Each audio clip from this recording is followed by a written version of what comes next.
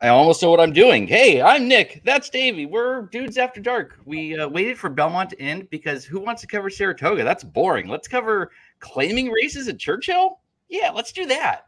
How's it going, Davey? It's going great, man. I'm having a great day.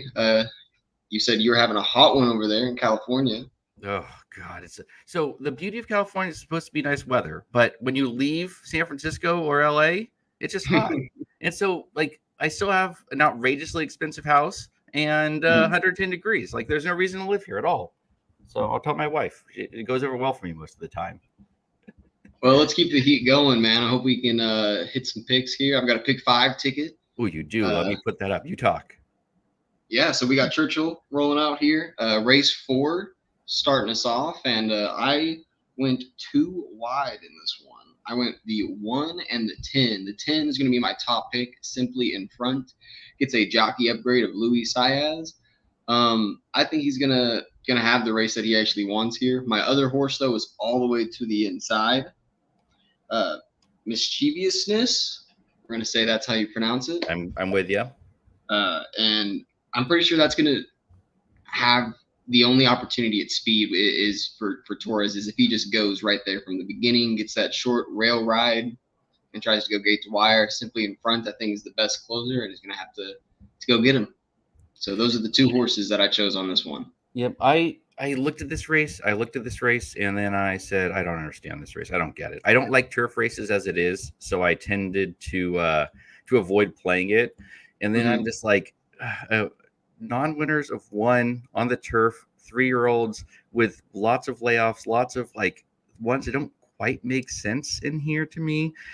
And then I defaulted to the 3 Kalleward, and I'm like, that's like the worst idea in the world because she was 3-1 on the morning line, currently sitting at 5-1, and then it's like she's gonna be 3-1. I don't want anything to do with that one, so I just kind of left this one alone. I mean, the way the risk was the other one that I kind of liked, and again, it's like it's a Chad Brown at Churchill going on the back to the turf. We're not getting any sort of a price, and she's sitting at 2-1, looking like we're going to get 9-5, at least according to the DRF projected odds. So I'm skipping this race. I'll root your 1 home because that one doesn't make any sense.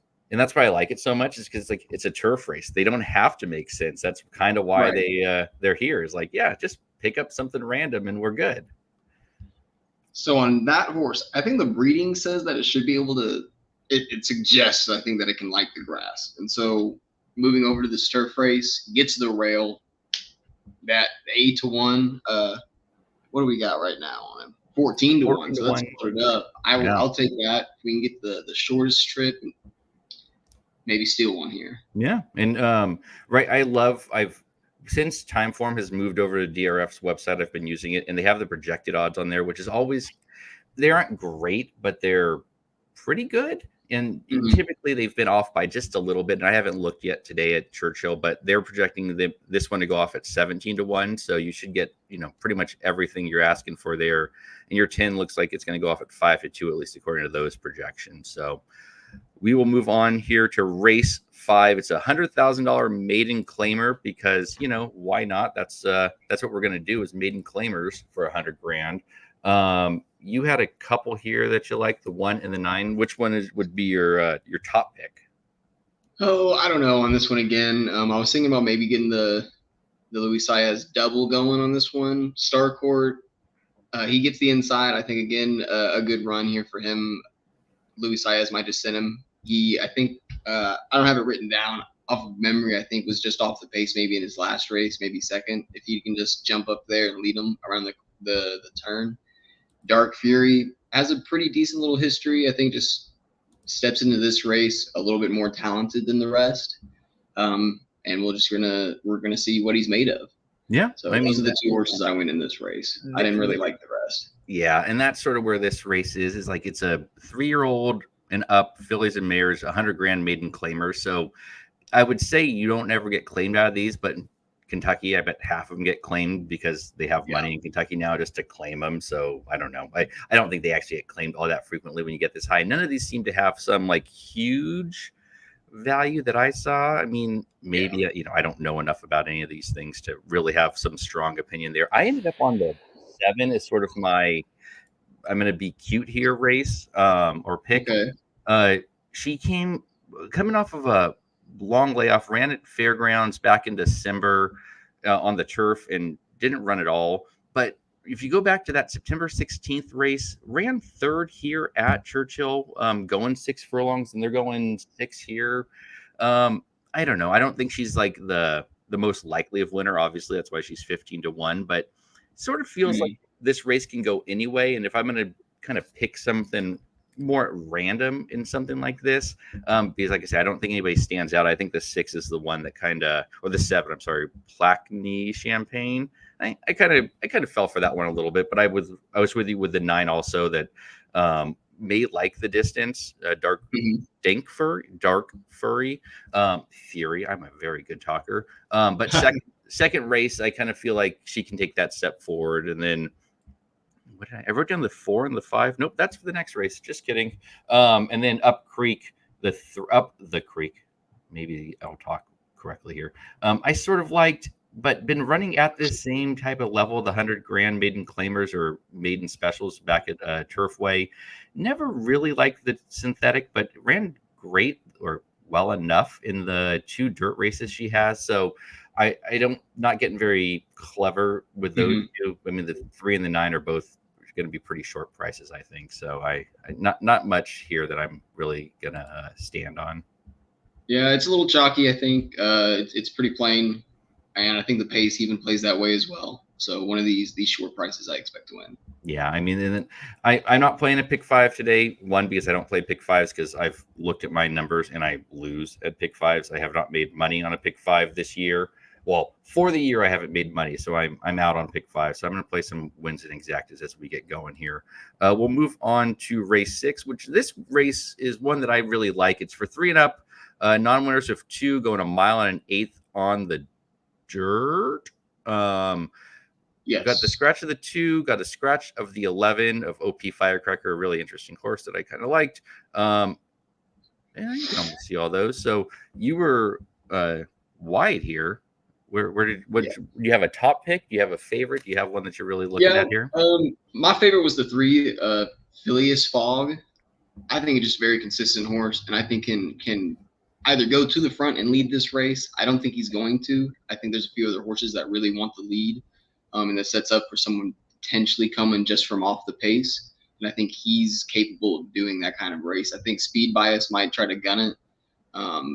There's a few other horses. I don't remember. Maybe Guntown, Banishing, I think wants to go. I could be wrong. Maybe they're all trying to close. It's one or the other. I'm pretty sure they're trying to speed up. But I think Phileas Fogg can sit just off the pace and get the first run at him. He's pretty consistent. I love that Ortiz is aboard, 4-1, 3 post. He's my top pick. Yeah, I had no knocks on that one at all. I was trying, because I'm not playing a pick 5, that would be one that I'd probably lean the heaviest on in this if I were playing it that way.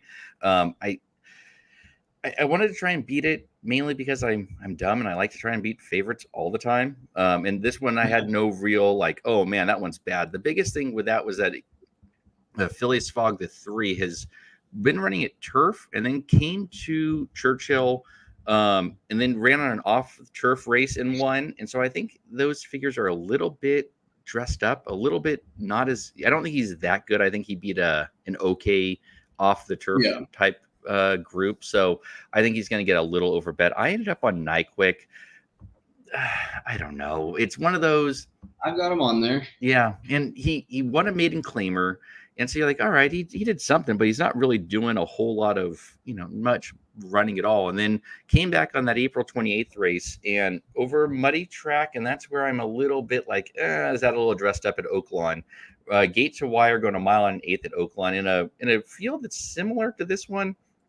I kind of figured that if he can get the lead, which is entirely possible, the pace projector at Timeform has it. Optics has him on the lead as well. So I kind of thought that, he's done it now. He's ran that mile and 1/8, mile and 16th, and been getting it and going gate to wire. So this is a race that he could maybe pull that one off. So he's 7 Night Quick is my top, kind of as I'll take a shot here.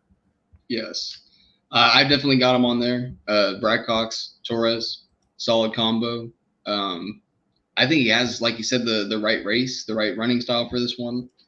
I went very wide. I have the 3, the 6, the 7, the 9, and then a little bit further down, the 12. And I picked the 12. I think if something goes crazy, I think if all this speed does collapse, King Ice, just like his dad, Keen Ice is going to be the king of upsetting. Because I feel like it's always his horses that upset. I mean, look at Rich Strike. So I like it. I will say that I got a text saying that the 6th in this race, in the 4th race that goes off here in a minute, so we probably won't get through your entire pick 5, but everybody can see it down there. The 6 is the one to beat now at 10-1. So if you're throwing a flyer out there, I'm going to say I'm playing the 6. I'm going to put a bet in on that one. So we'll move on to, well, you know what? Let's watch this race since, it's Churchill and they're still circling. Want to do one more? Here, we'll go to the race 7, going a mile and 16th. Mile and 16th on turf. Filly and mares going on turf. 3 and older, non-winners of 3 other than lots of scratches. Well, a few scratches down here of the 11, 13, and 14. I believe those 2 were also eligibles, if I'm not mistaken. You had a couple here, 3 and the 8. Which one do you like the most out of those 2? Man, that's tough. I hate saying that I like a McPeak horse at 3-1 as my favorite. Because this is just like someone should clip it and run it back after when he's last. But I think he's the speed of the race. I think he can jump out there and lead this and have a solid pace where he can turn home and not be tired and be able to run away from him. Because on this race, I remember I thought it looked like closer after closer after closer. And I put Johnny's Fireball on there because I think he's shown races where he can sit close to that pace and pounce first. So I think he can sit just off of Camp Hope, 1 or 2 lengths, first to pounce, if there is anyone to close into this pace. But I think it's going to be a weird, pretty slow pace for Camp Hope. Yeah, I had no knocks. I wrote down I had no knocks on the 3, and it's most likely winner, but I didn't like the price. My favorite where my pick would have been the 10. Kind of getting back to where I think he belongs. He ran in the stakes race over at Fairgrounds at a huge price and did no running, but came late and picked up 7th. So I think gets back to where he should be. They're loading into the gate here on the 4th. I don't know if I'm way behind because I watch it on I was telling you earlier, I watch, I have an Apple TV. Is going in right now for me. I have the 7 going in as well. Well, he stopped, but he was going in. Now he is in the gate officially for me. He is in the gate officially for me. I lied. So you and me both. Well, at least we know how far apart we are. So yeah, I watch it on Apple TV. They have an app. It's great. I don't know how slow it is compared to everybody else. And normally it's just me watching it. So it's like, well, who cares? I know where time I'm at. I'm always delayed. Like I used to have to silence Shadi's notifications because she would send me like a celebration or a sad thing, and I'd be like seeing him turn home on the stretch, and I'd be like, no. So Shadi's on the 3, 5, and 10 here. You were on the 1 and 10 here. I forget that we don't like. I'm not even going to mess with it because Magic is on TV, so he's not going to be watching this. I see Aaron in the comments, so I won't get myself in any trouble by just turning the volume up very loudly to hear Travis Stone in the background. So they're going to the first turn with the 4 in front. The 7 right off, and then a slight break back to your 1 and your 10. So you kind of get the same trip for both your horses in this one. Pretty good spots for them. I was hoping the 1 maybe could have held on to that lead. What's this pace going to come through at? They don't look super fast. 22.87 for a quarter. Okay. Which isn't fast because they just came down the straightaway. Well, the half will be the tell for me anyway. Mm-hmm. And they look like they're moving okay. Not flying, but I like that the 1 and the 10, they're sitting just off of these two guys. 47 for a half. Pace. Yeah, that's pretty quick. I mean, 25-second quarter isn't the fastest for. My 1 was not meant for this race. No, boy. But simply in front, making a move to the outside. And 3-2. That's. I'm not going to down talk your winner here by 5 lengths, but that horse should not have been that short of a price. Come on, finish the job. The 5. Shoddy has the 5 and seems to be moving. The 3 seems to be moving a little bit. We finished the job. He should. Okay, there you go. I got that 3 started worrying me there. Yeah, I'm worried now for you because he's getting there, and 10 crossed the wire now. So I'm far enough behind you that Gotcha. I thought you were ahead of me. I was behind by just a little bit. Oh, and your 1 just kind of jogging along there at the end. That was fun. Yeah, he I had first and last, so both best of both worlds. Both on the ticket. It just takes one of them to pay. There you go. On to the next. Let's see here. So we were covering the 7th race. Let's go back to that one. Just kind of wrap up some basic ideas on. It's a turf race, 1 1/8, 1 16th on the turf. 3 and older filly mares. Like I said, I like the 10 a little bit more. Not because I thought the 10 was some like great horse, and it's not fillies and mares. It is. It's the boys. I kind of like that he kind of comes back to where I think he belongs. Yeah, it's a stab. It's definitely not one that I'm going to run to the window trying to bet a bunch of money on. But when I have a lot of them that look kind of the same, I look for the ones that have ran races that make sense and fit here. One of my favorite things to do is to look at time form and look at the race rating, and then look at the race rating that they're in. Last race Point Proven was running in was the Munez Memorial, and that was a race rating of 126, and this rating is down to 118. And last time he ran in a race of 118, he was November 23rd. He ran 3rd, so kind of fits in at 15-1 on the morning line. I can make a case that I feel okay with. Absolutely, I like that. If you can run back to that kind of an effort, and if not, to be up there and be competitive. Yep, for sure. So we will move here to the last, which is a start allowance. Started for less than 50,000 in 1 win. The condition here was a little interesting. Broke their maiden in a maiden auction race, started for a claiming price of 50,000 or less, or have broken their maiden in a maiden auction race in which have never won a race other than maiden claiming or waiver claiming. It kind of fits because I thought there was one here that ran in an auction race in 1. But I will let you talk about your 3, 4, and 5 as I pull Shoddy in. Oh, I wasn't ready. To double check on their paces. But what's up, Shoddy? How are you today? Doing good. It's a good thing. It was a good thing I was ready, Nick. It was a good thing I was ready. I was waiting for you not to be ready so that I can pull you in just to mess with you, just a little bit. Well, it's good to see. It looks like your pick 5 is alive, Davey. Yes, we are. We are live down to pick 4, so the odds are ever in our favor. Mm-hmm. We're talking about the last race right now. I'm trying to double check my pace analysis that I had for this race. I went 3 deep on the final stage, going 3, 4, and 5. That is Tivy. I'll go with that. Global Stage and Fan Fire.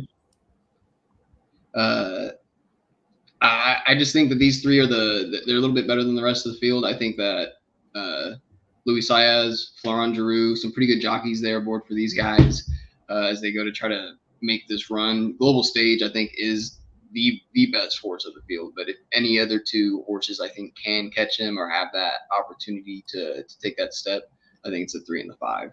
Yeah, that makes a lot of sense. I was with you on the 4. One of the things when I was looking at that condition was how many of these horses have won already and won quite a bit. And there's quite a few of them that have only broken their maiden. But then you get to one like the 6 Junior Bug that has won 6 races. Now he's a 7-year-old, which probably means he's just won a bunch of claiming races and probably a little bit over the hill at this point. He probably just needs to find some easier races to be in. But the 2 was the one that kind of jumped out to me in that sort of regard, that won a claiming race, a 35K claiming race back at Oaklawn in February, and ran a pretty good speed figure.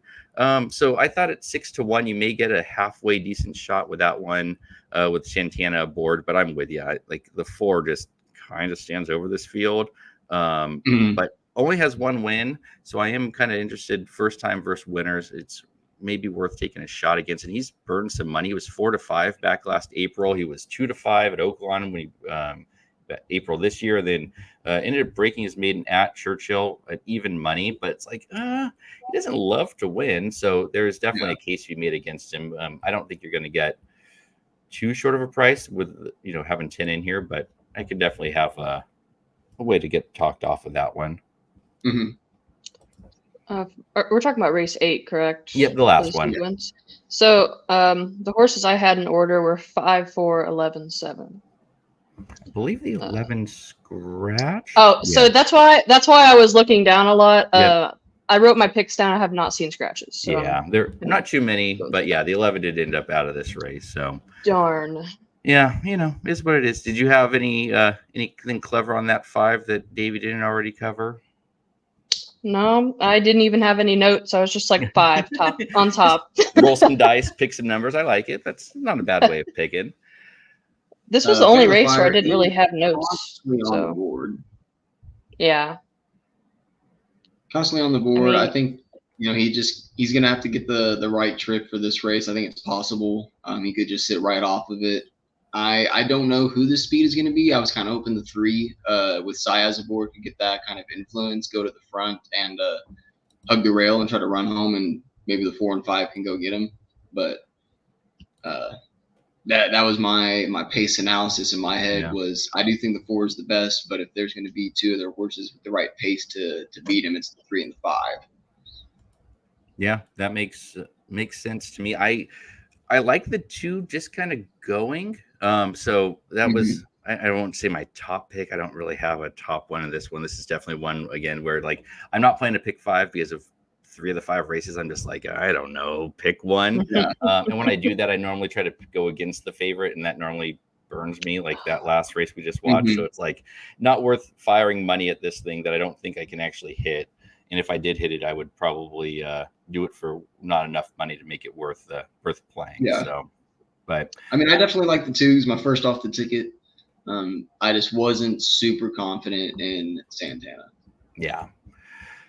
It's if he doesn't go gate to wire, he normally hits the board. He's had 17 career starts, and on the 3 of them, second 3 and third 3. So 8 of 17 is pretty good. And other than that last race at Oaklawn where he was 8-5, he's been pretty good. So kind of getting back. I mean, it's again, I go off of the time form numbers, and it's a slight step back. So I think he fits in at that point. We're getting a halfway decent, 6-1 on the morning line. I'll take my shot. I'm super bummed. 2 horses that I really liked in this sequence, both scratched. So great. Oh no. Uh-oh. We lost Davey. And he says he's Uh-oh. Uh-oh. He's gone.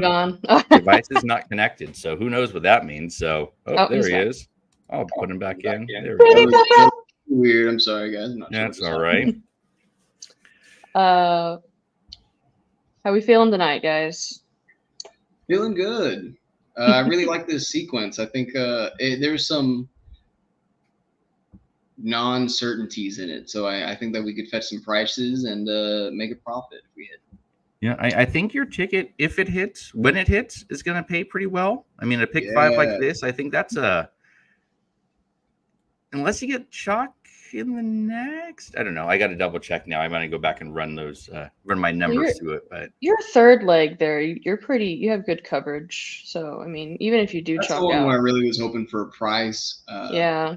I don't think there was a definite favorite for that race. Like Speed Bias is the favorite, really.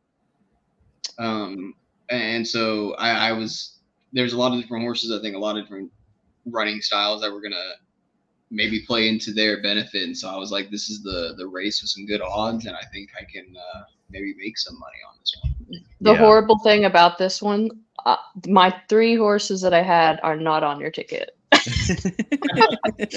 I had one, 2, 4.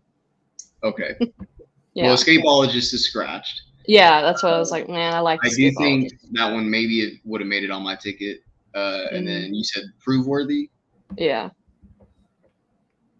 I remember the horse. I'd have to go back and look at it again to see why I didn't have it. Real quick, Lou had a question here. Any thoughts on Overcharged? I think that horse is a beast.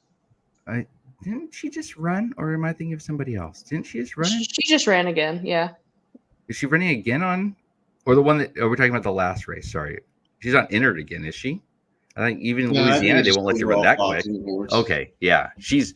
Sorry, I was like, wait a second. I remember we just saw that she ran. Like, I know Louisiana has all sorts of like new rules. Like, who cares what you give these horses? She can run again. But she was good. She's good. Just give her a cool down and she can run the next race. It's fine. Hey, Carl Groberg, that trainer, I've watched him race a horse back-to-back days. Really? He raced it one day on the turf, and then the next day on the dirt, or vice versa. And it was like in the money on the first race, and then it won the next day. Oh boy. Yeah, I was mad. I didn't have it on my ticket the second day. The first day I did, and I was pissed at it. And then the second day I was like, well, I'm chunking this horse. And it won. Did you guys already talk about what you were doing this next race 5? We go back to it. We kind of made it through. If not, I just wanted to say that I had 1 and 9 circled. So, and you have that in your ticket. So let's go. Let's go. Yeah, I thought it was pretty chalky. I'm a Sias fan. He's one of my favorite jocks. I think he does a great job, especially on the front. And I think that's what he's going to try to do here is just save ground, take the rail, if not be pretty close to that lead. And then the number 9, second time starting, was 3rd last time. If it takes a step forward, should be competitive. So I think those are the 2 logical horses to take a step forward, and the morning line, I think, agrees. The one horse that I do take pause on is the number 3, Up the Creek. I had that one in second. Cohen's is 2 for 2. I think the last 10 days or something like that. So he's heating up a little bit, and of course, Luan's on him. So, that's his regular. I think that's his regular rider too. Yeah. I did see an interesting stat with the 9 that Tyler and Foley are 0 for 6, unfortunately. Wow. So that would be interesting to see if they break that streak. I hope so, kind of. Or the 1, in my sake. But, if you guys bet something, then I hope you guys win as well. Well, the one that I was somewhat on, and again, I had no real strong opinions. My opinions were kind of like what you landed on there, Davey. It's just like not strong enough to do anything with, other than I think the 7 Plaque Champagne. I don't know how you say that. I'm not an announcer.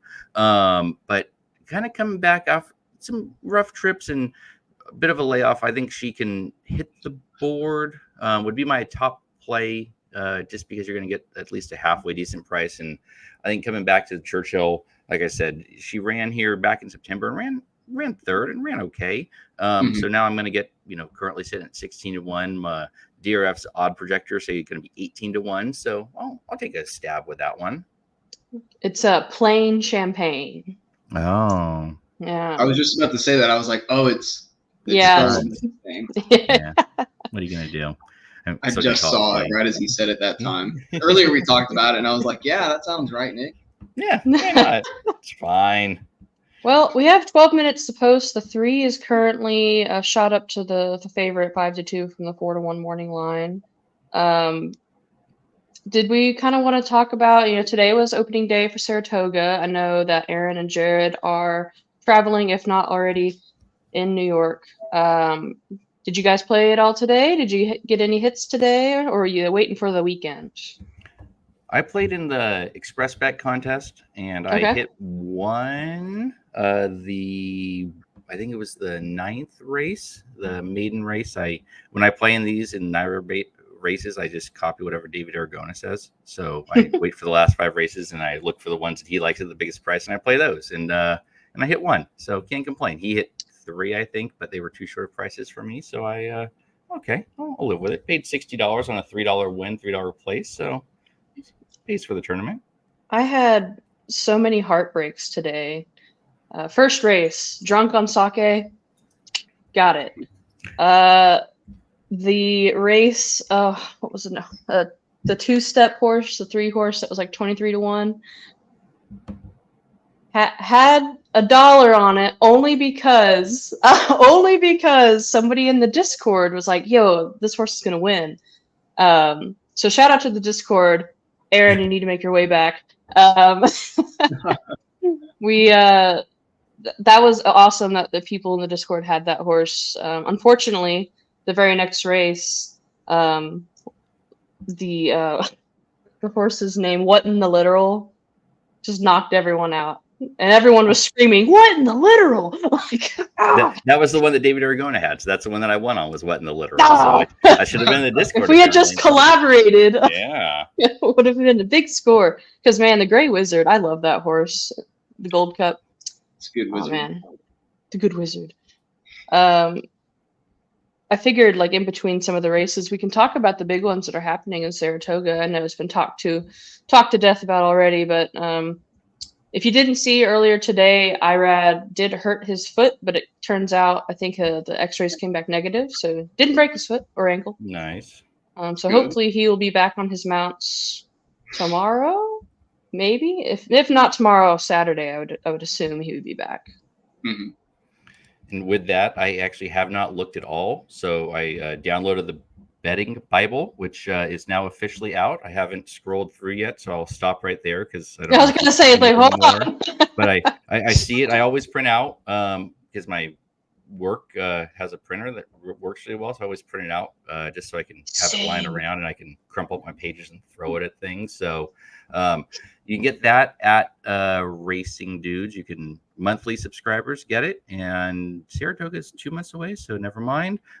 Something else coming up in the next month, right? There's lots of racing. It's into the Triple Crown season, so we're back to day-to-day everything good. So I don't remember what it costs. I just have a monthly membership. I don't even know how long it's I'm a monthly subscriber, so I get them for free. I think they're $29.99 or they're $39.99. Yeah, monthly. So just get them monthly. It's easier that way, and it just shows up.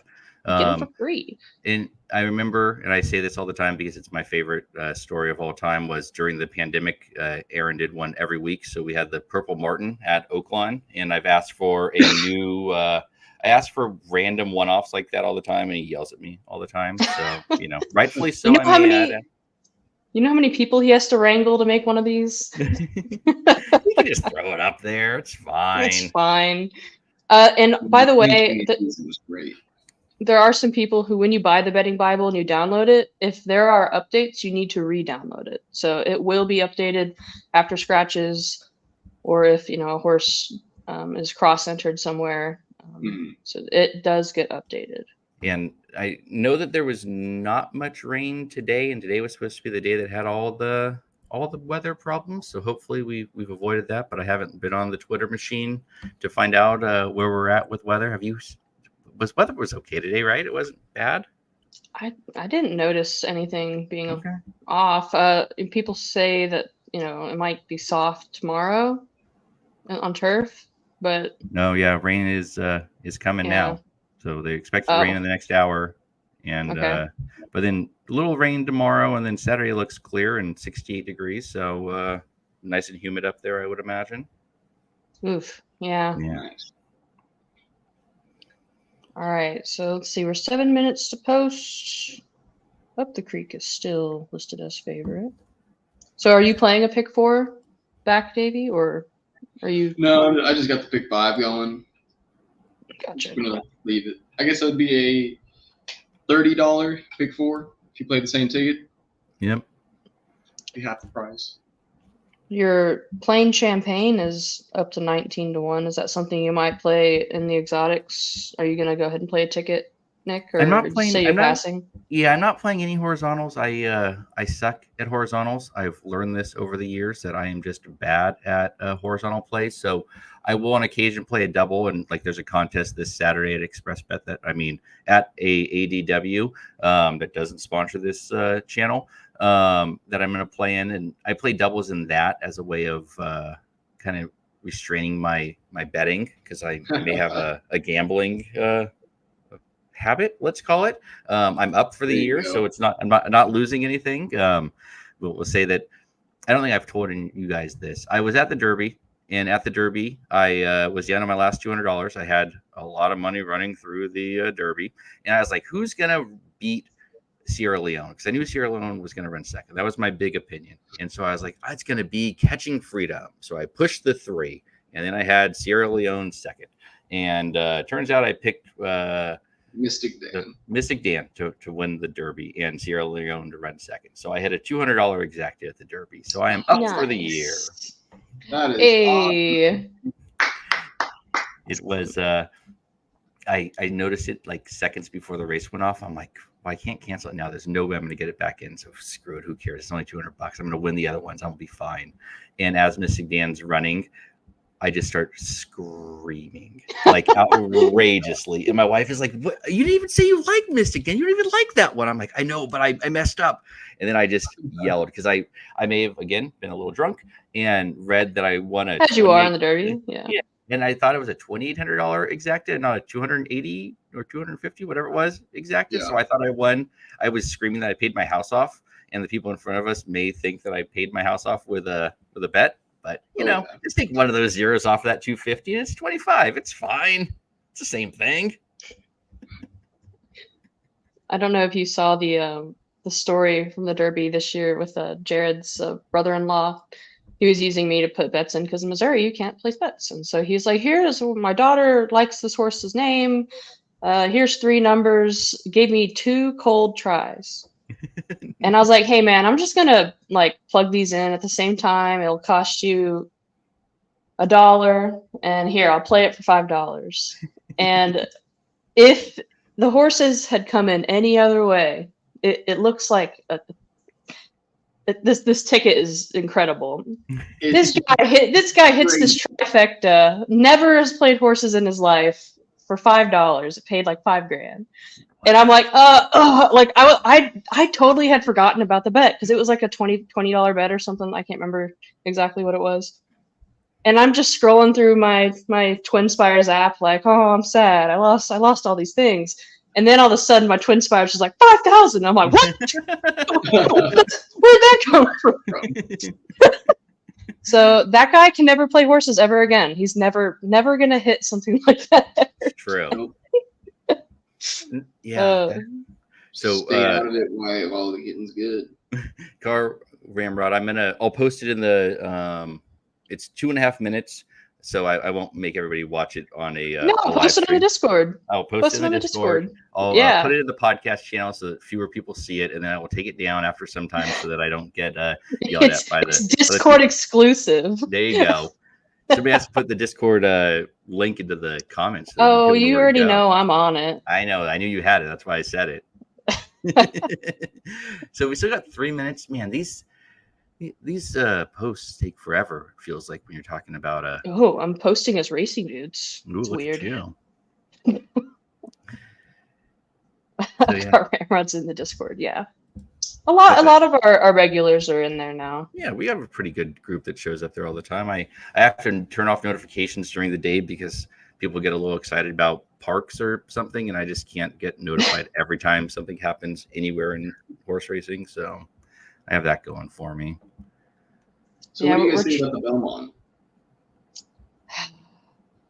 You want to wait until after this race? We got 3 minutes. Yeah, the Belmont for me, like there's so many people who are like easy single, and then there's me that I'm like, but what if this horse freaks? Yeah, we'll get back to it. Yeah, I will tell you that I'm 100% against Seize the Gray. I lost a lot of money on the Pat Day. You can't hold that against him. Oh, I most certainly can. So then I went even harder against him in the Preakness. And so now at this point, I'm going to win all my money back beating Seize the Gray in the Preakness, who's going to be 8-1 in the morning line, which means he'll probably end up being like 12-1 and, hit the exact just to screw with me. All right. So we're 1 minute to post. Seize the Gray. Because Nick is not. This is true. I would mark that one down as for sure hitting the board. Yeah, we'll talk about it more. But what'd you say? We got both the horses I have on this screen, I think, right now. Starcourt. Yeah, they were just showing the 9, Dark Fury. So nice, the favorite. I think I'm 2, and then I've got the 1 who is at 4-1 right now. They begin making their turn towards the starting gate.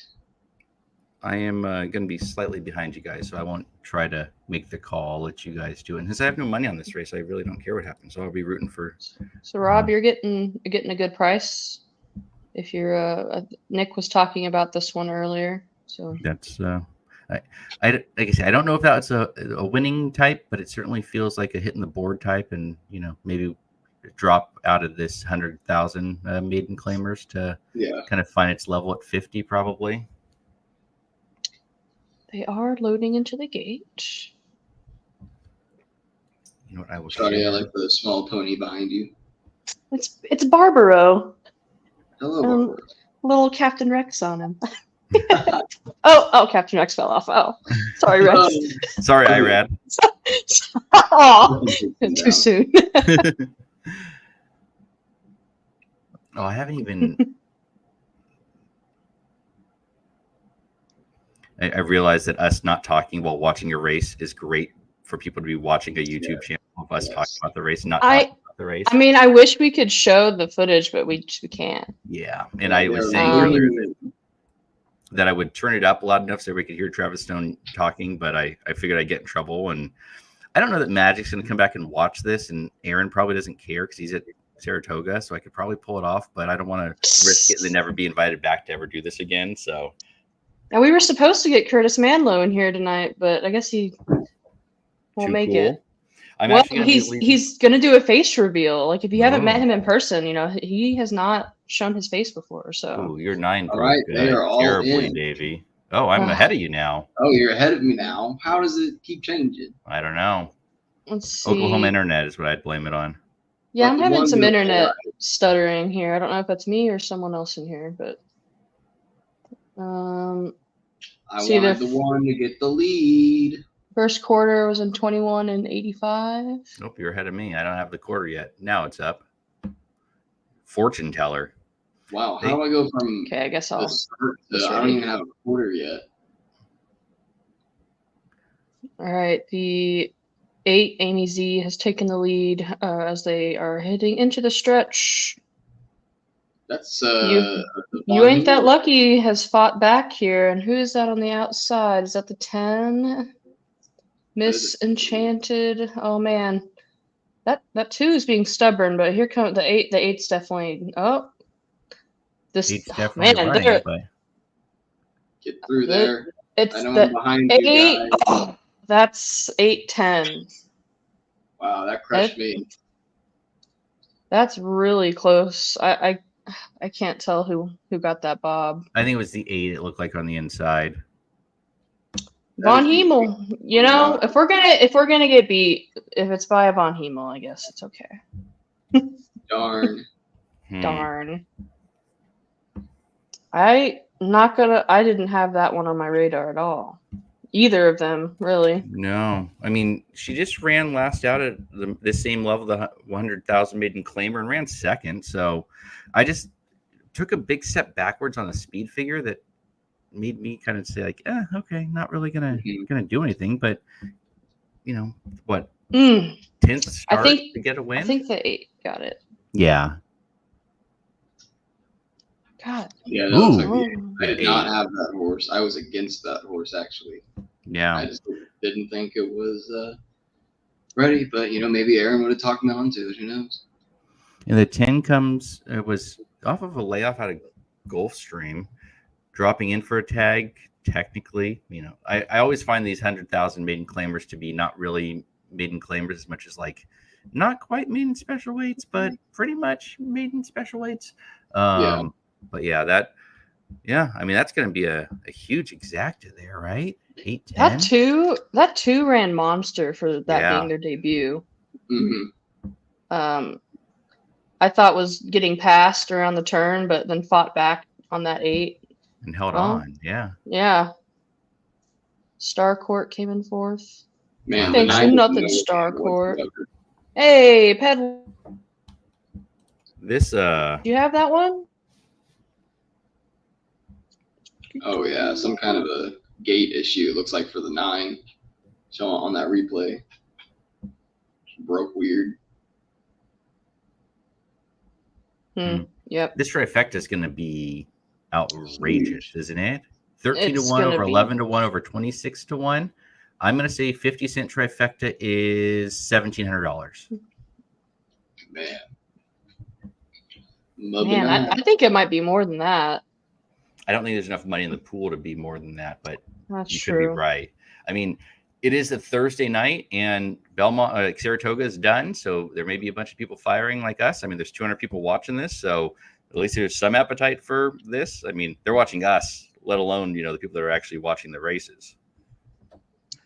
Pedlo, you're live in the 2-day pick 4 for what? For Churchill? I didn't know that was a thing. No, the Saratoga had a pick 4. That was the New York, and then it's 3 races tomorrow: the Intercontinental, the New York, and the Acorn. Nice. So I didn't know that was a thing. I didn't even see that. Yeah, they have a bunch of 2 days going. They have a 2-day pick 5 all turf and a 2-day all dirt pick 6, both dollar minimums. No, sorry, the turf is 50 cents, the dirt is $1, and those start tomorrow. So I highly recommend being in pools like that, because from my understanding, the CAWs don't play in those pools. And so when they're different, they normally aren't there. And so when you get those 2-day ones, they tend to pay better when you hit them, because they don't have so much liquidity in them. So all the good tickets aren't taken by the computer. So I don't know that that's true. I could just be spreading rumors. We're screwing around here, right? Just messing. But that's what I've heard. And I mean, from what I've seen, like when you look at like the cross country or the coast to coast, those ones always tend to pay better than you think they should as well. So I'm going to believe it. I'm going to spread that rumor as truth. All right. Okay, Equibase is not behaving with me right now. I cannot pull up anything. Here, I'll share it to you. That's fun. What are you looking for? Oh, I'm trying to pull up the Belmont. Oh, we can do that. Here, I'm going to stop sharing my screen, and I'll pull it up for you. Oh, stop sharing my screen. You guys talk while I try and find this. Hey, the joys of having more than 2 people here is that we can discuss while you focus on that.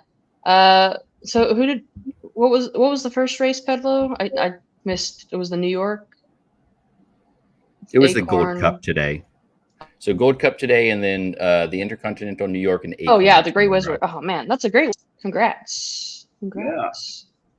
Nice. So with the Belmont,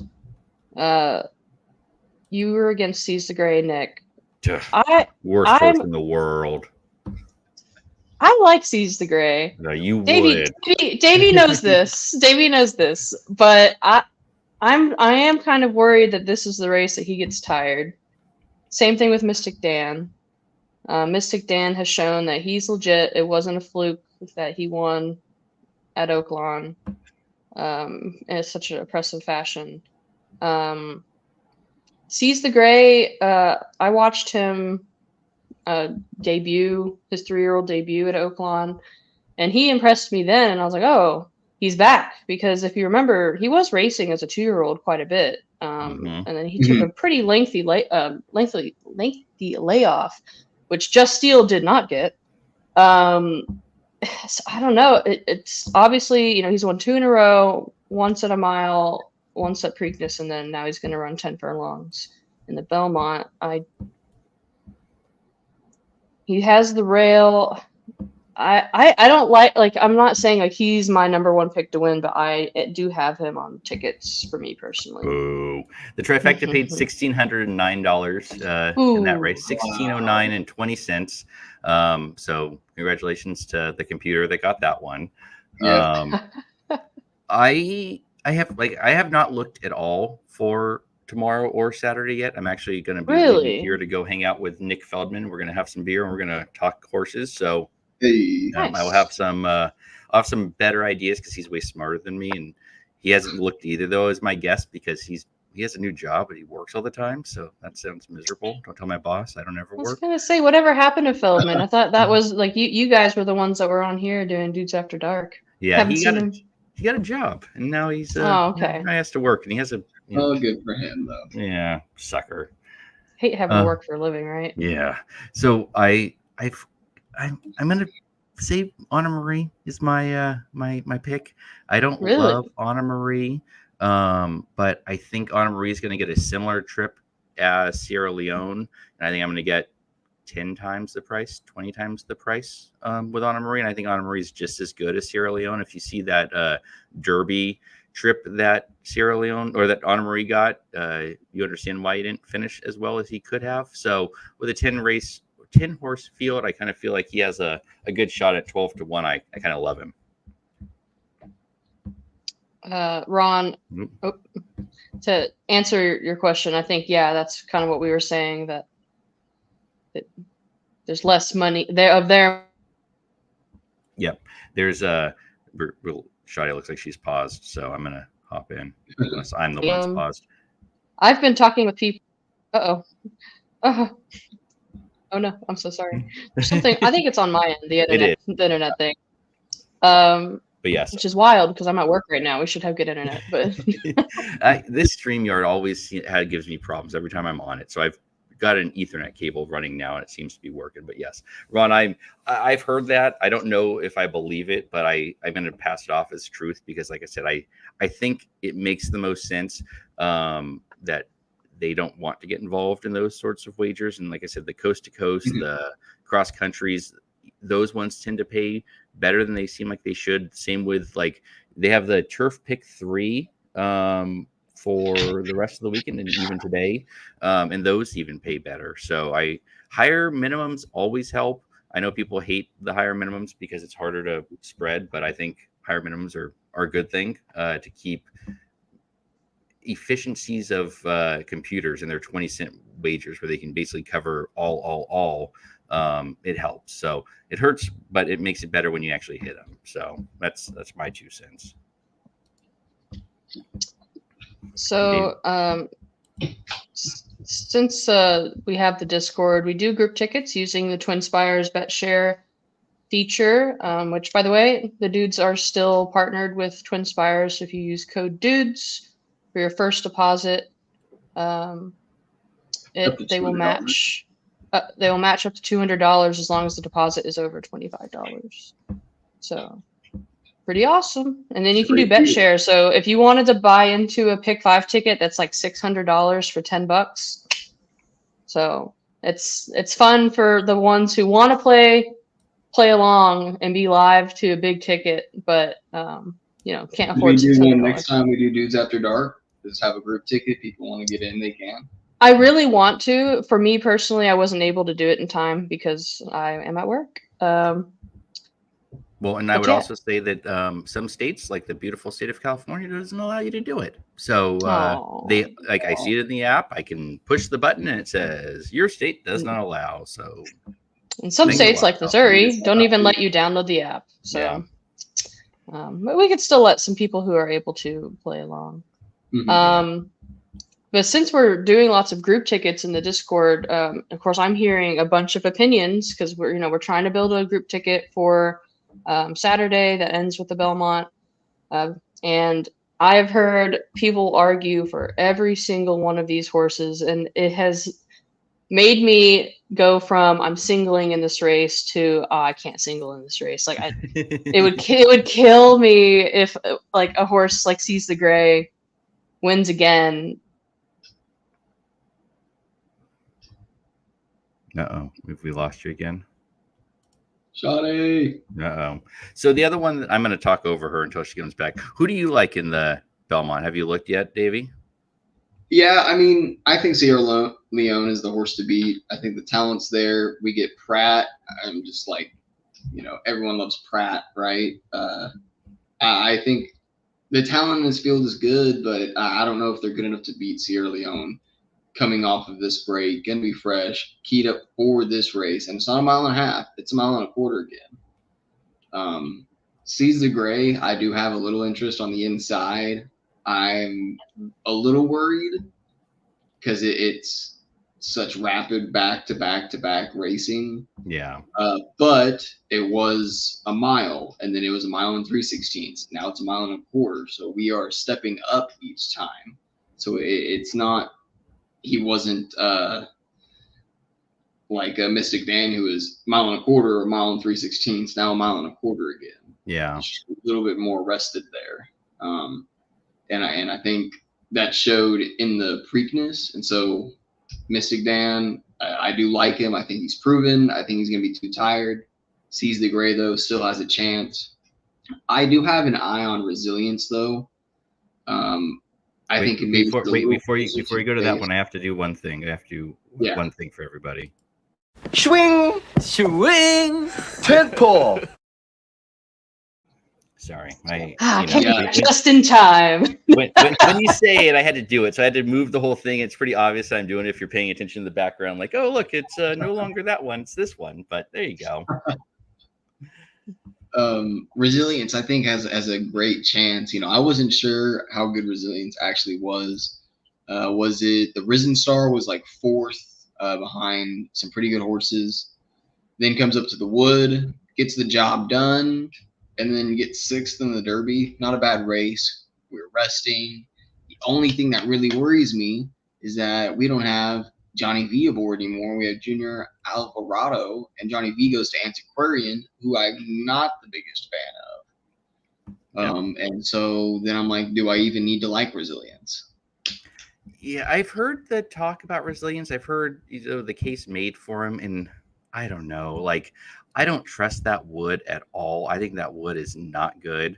And then you go back to the Risen Star where he ran fourth to Sierra Leone, Track Phantom, and Catching Freedom. So I kind of want to toss him, but I would never talk you off of saying like, oh yeah, 10-1. Don't play that one. Like, there's a case to be made for him, and maybe this is the race that he's kind of prepped for. But it took him a while to break his maiden. I just feel like he's a little bit. I don't think you're even going to get the 10-1, if I'm being honest. I've heard too many podcasts talking about how he's going to be, this is the race he's going to run. So I'm going to be against him. The one that I kind of ended up landing on outside of Anna Marie, which I've kind of made a half-ass case for, was Wine Stewart, who just keeps running second, but as the favorite. So I kind of feel like this may be the race that he runs well in. I don't know that more distance is going to serve him well. It may be the problem is going longer, but I do think I think at the 15-1 morning line, you're going to get a halfway decent shot at him.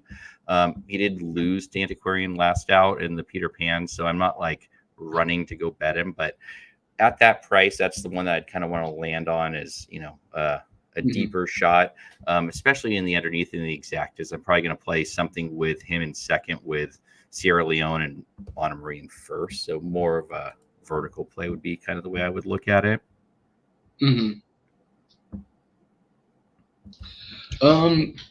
I just think pace-wise, this race is going to be really interesting. There's a lot of different opportunities here. Seize the Gray, I think, could go to the front. He's on the inside, probably should, but I really think with Wine Stewart coming in second as much as he does, why not go to the front and try to hold on? But I think if Dornoch goes to the front, he has the chance to wire the field. That's the thing that I'm not seeing is who here like needs the lead and is going to gun it. I really don't think any of them need the lead. Right. Mind Frame has shown he does not need the lead. He can stalk, and he can also set the pace, and it can be a snail-like pace, and he will win still convincingly, like his last race. But that does that make you worry for the closing horses, Honor Marie and Sierra Leone? If there's soft fractions up front, I mean, can they close into that? So, I mean, I've seen the argument for Dornoch from a couple people. One of which, if Dornoch wins, he's getting a Racing Dudes tattoos. I mean, kind of got to root that home. And then, yeah, Rob brings up the point. He might run better being back in New York. So that's, and you were bringing up Antiquarian. I could hear you guys the entire time. I'm having internet issues, and it happens often where I live. So I was hoping me being at work would not make that happen. But if that keeps happening, I'm just going to back out so I'm not lagging at the stream. I like Antiquarian. I think he can take another step forward. A lot of people are pointing at the Louisiana Derby.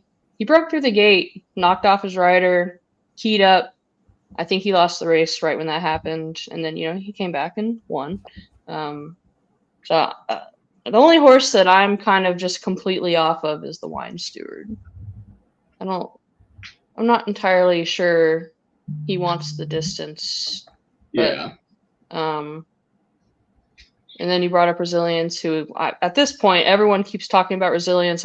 We're not getting anywhere close to 10-1. See, I haven't looked anywhere, so I'm a little sad now that you guys keep telling me everybody kind of has a thing for Resilience, because now I don't want. When I say everyone, I mean people in the Discord and when we talk about the race. That's so too many people.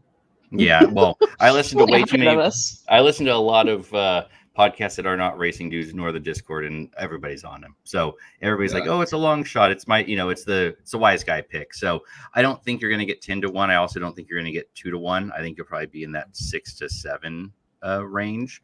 One of the things about these races, and what I'm really interested in, is because it's a Triple Crown race, we're going to get a lot of people watching, though it is on Fox and not on NBC, which I'm also interested in seeing if that has any impact on the gambling. I didn't watch the Belmont last year because I was out of town.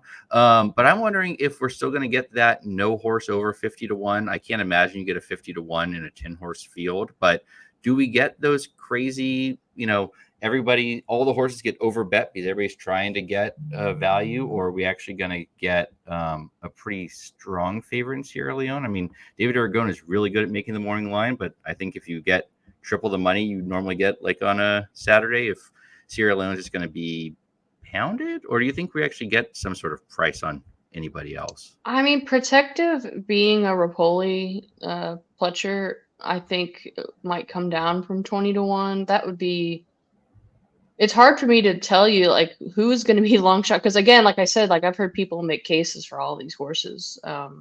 Protective is the one. The Maiden would be wild if they won the Belmont. But if they're going to win the Belmont, it might as well be the 10 furlong version, right?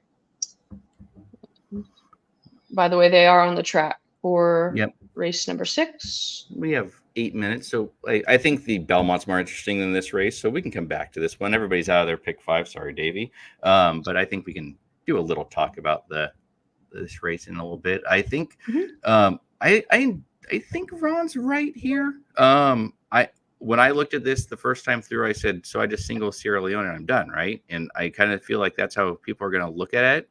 I think moving to Pratt's going to keep Sierra Leone closer. I don't think Sierra Leone's going to be last. I think he's going to be 7th, which, will make up enough of a difference because he does have such a late kick. I kind of feel the same way that you were saying, Shadi, where I don't think the pace is going to be fast enough to let him close, because you're going to need to be closer. And Saratoga is not really known as a closing race course generally. I didn't watch any races today, so who knows what it was today. But I like Sierra Leone, but not at 9-5. And as he says, I think even money 6-5, I think is 6-5. I think he's playable. I think win bet, but Whoa. I wanted to bring up the potential of, since Irad was potentially, he hurt his foot or his ankle or something. I was looking to make sure that was confirmed and seeing if he was on any mounts tomorrow. I was just scrolling through, and Churchill Downs threatened to cancel the Louisiana Derby if they don't rescind that rule change that they dropped earlier. What rule change? About I don't know what drug it was off the top of my head. Louisiana is not part of HISA, same with Texas. And so they've basically made their own rules. And there's a drug now that every other state and HISA is just like, yeah, we can't have that. And Louisiana's like, yeah, you can have it up to some time frame before. And so it's going to be an interesting way that this all ends up playing out because, maybe we'll just have HISA in some states and Louisiana and Texas will just kind of be their own thing. I think the Louisiana Derby needs to be upgraded to a grade 1. I think it's been producing competitive enough horses that it should be boosted upward. It's been a very good race the last few years. Yeah, I mean, you had Hot Rod Charlie there. You had Mandaloon was there with him. They were both technically now first and second place finishers at the Kentucky Derby. Yeah.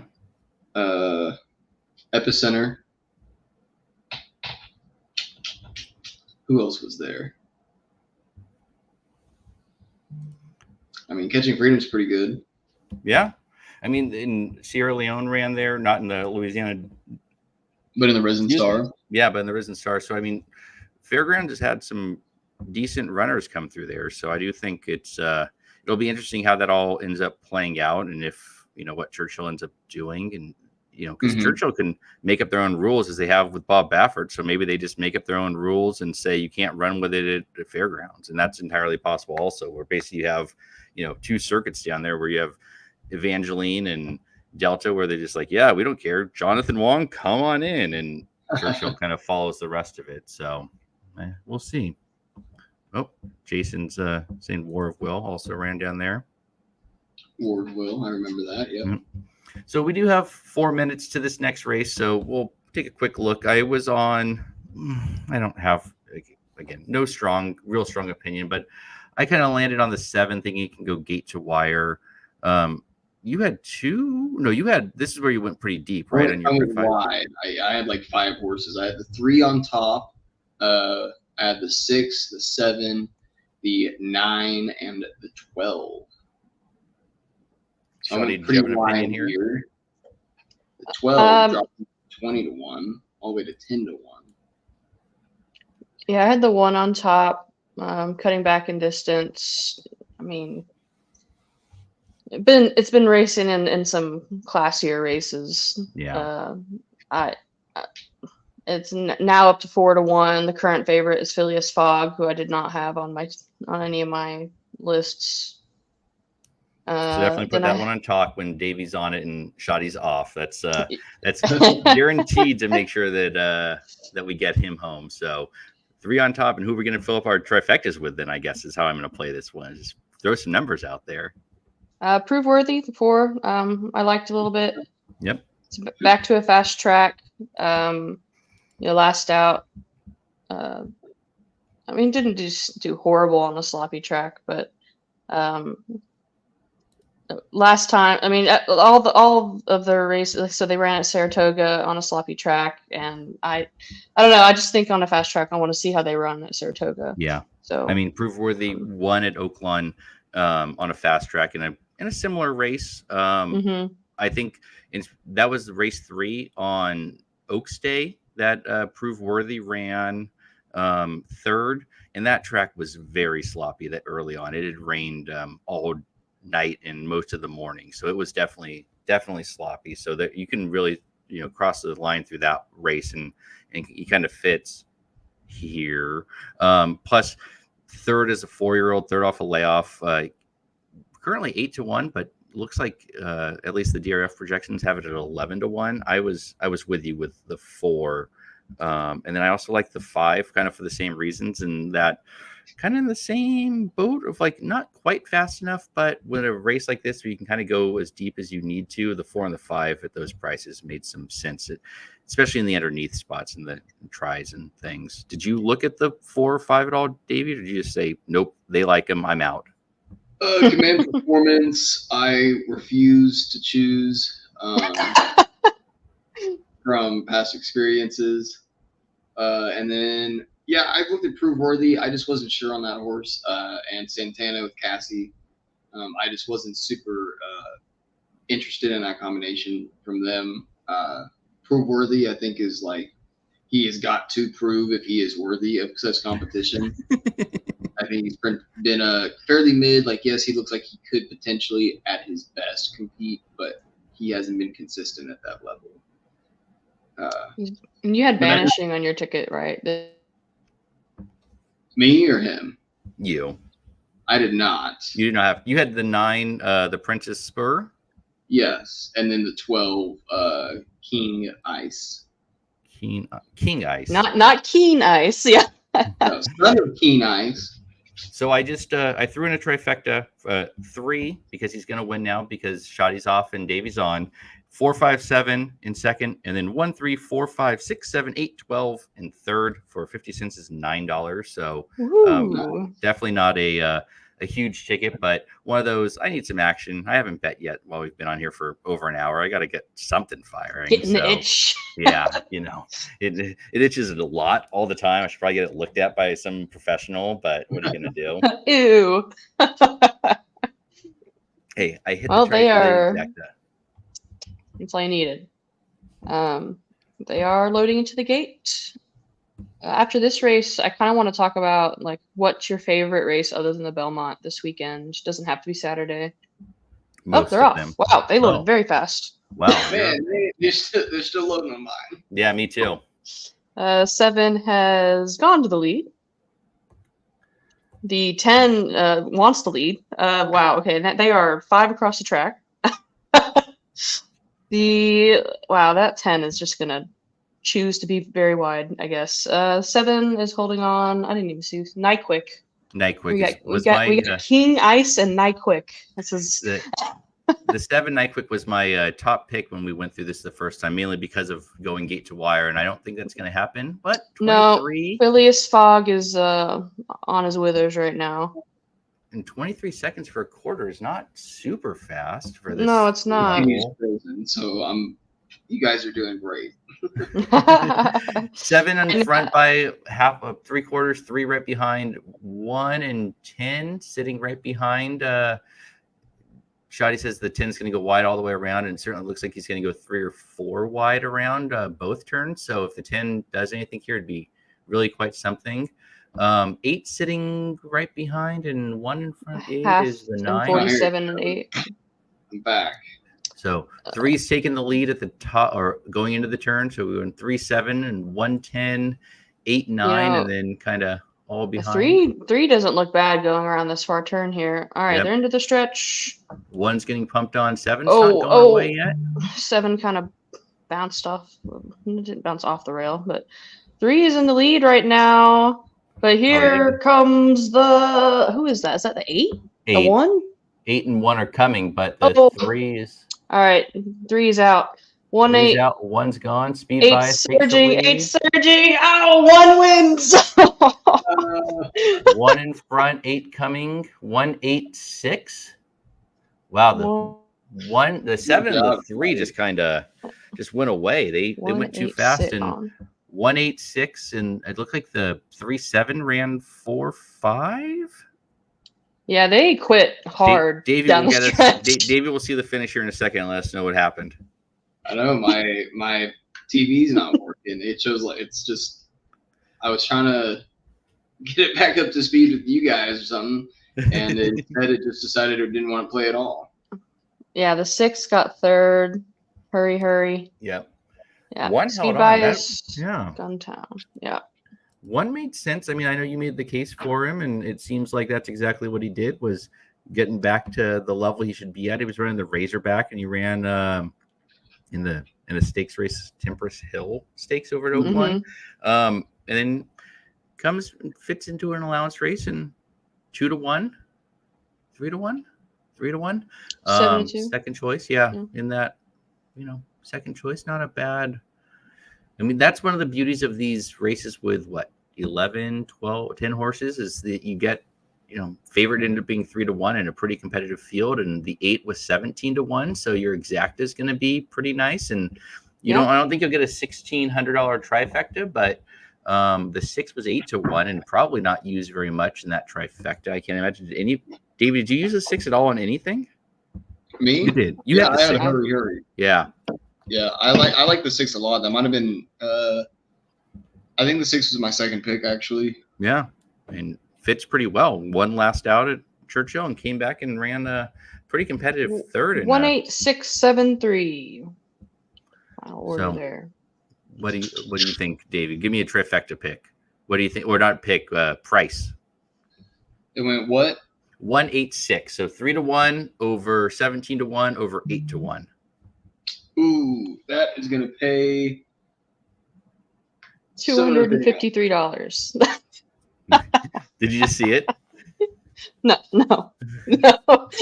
So $253. I don't know. Yeah. It's one of these games that I really like to play with myself. Oh, that sounded wrong. I like to guess because it makes me really think about how I'm going to play these tickets. So had the 3-1, I think my trifecta would have been okay. But what do you think, Davey? Do you have a $700? $700. Okay. I'm going to say 475. I think the 1 being in first is going to, I think enough people had that one as the winner.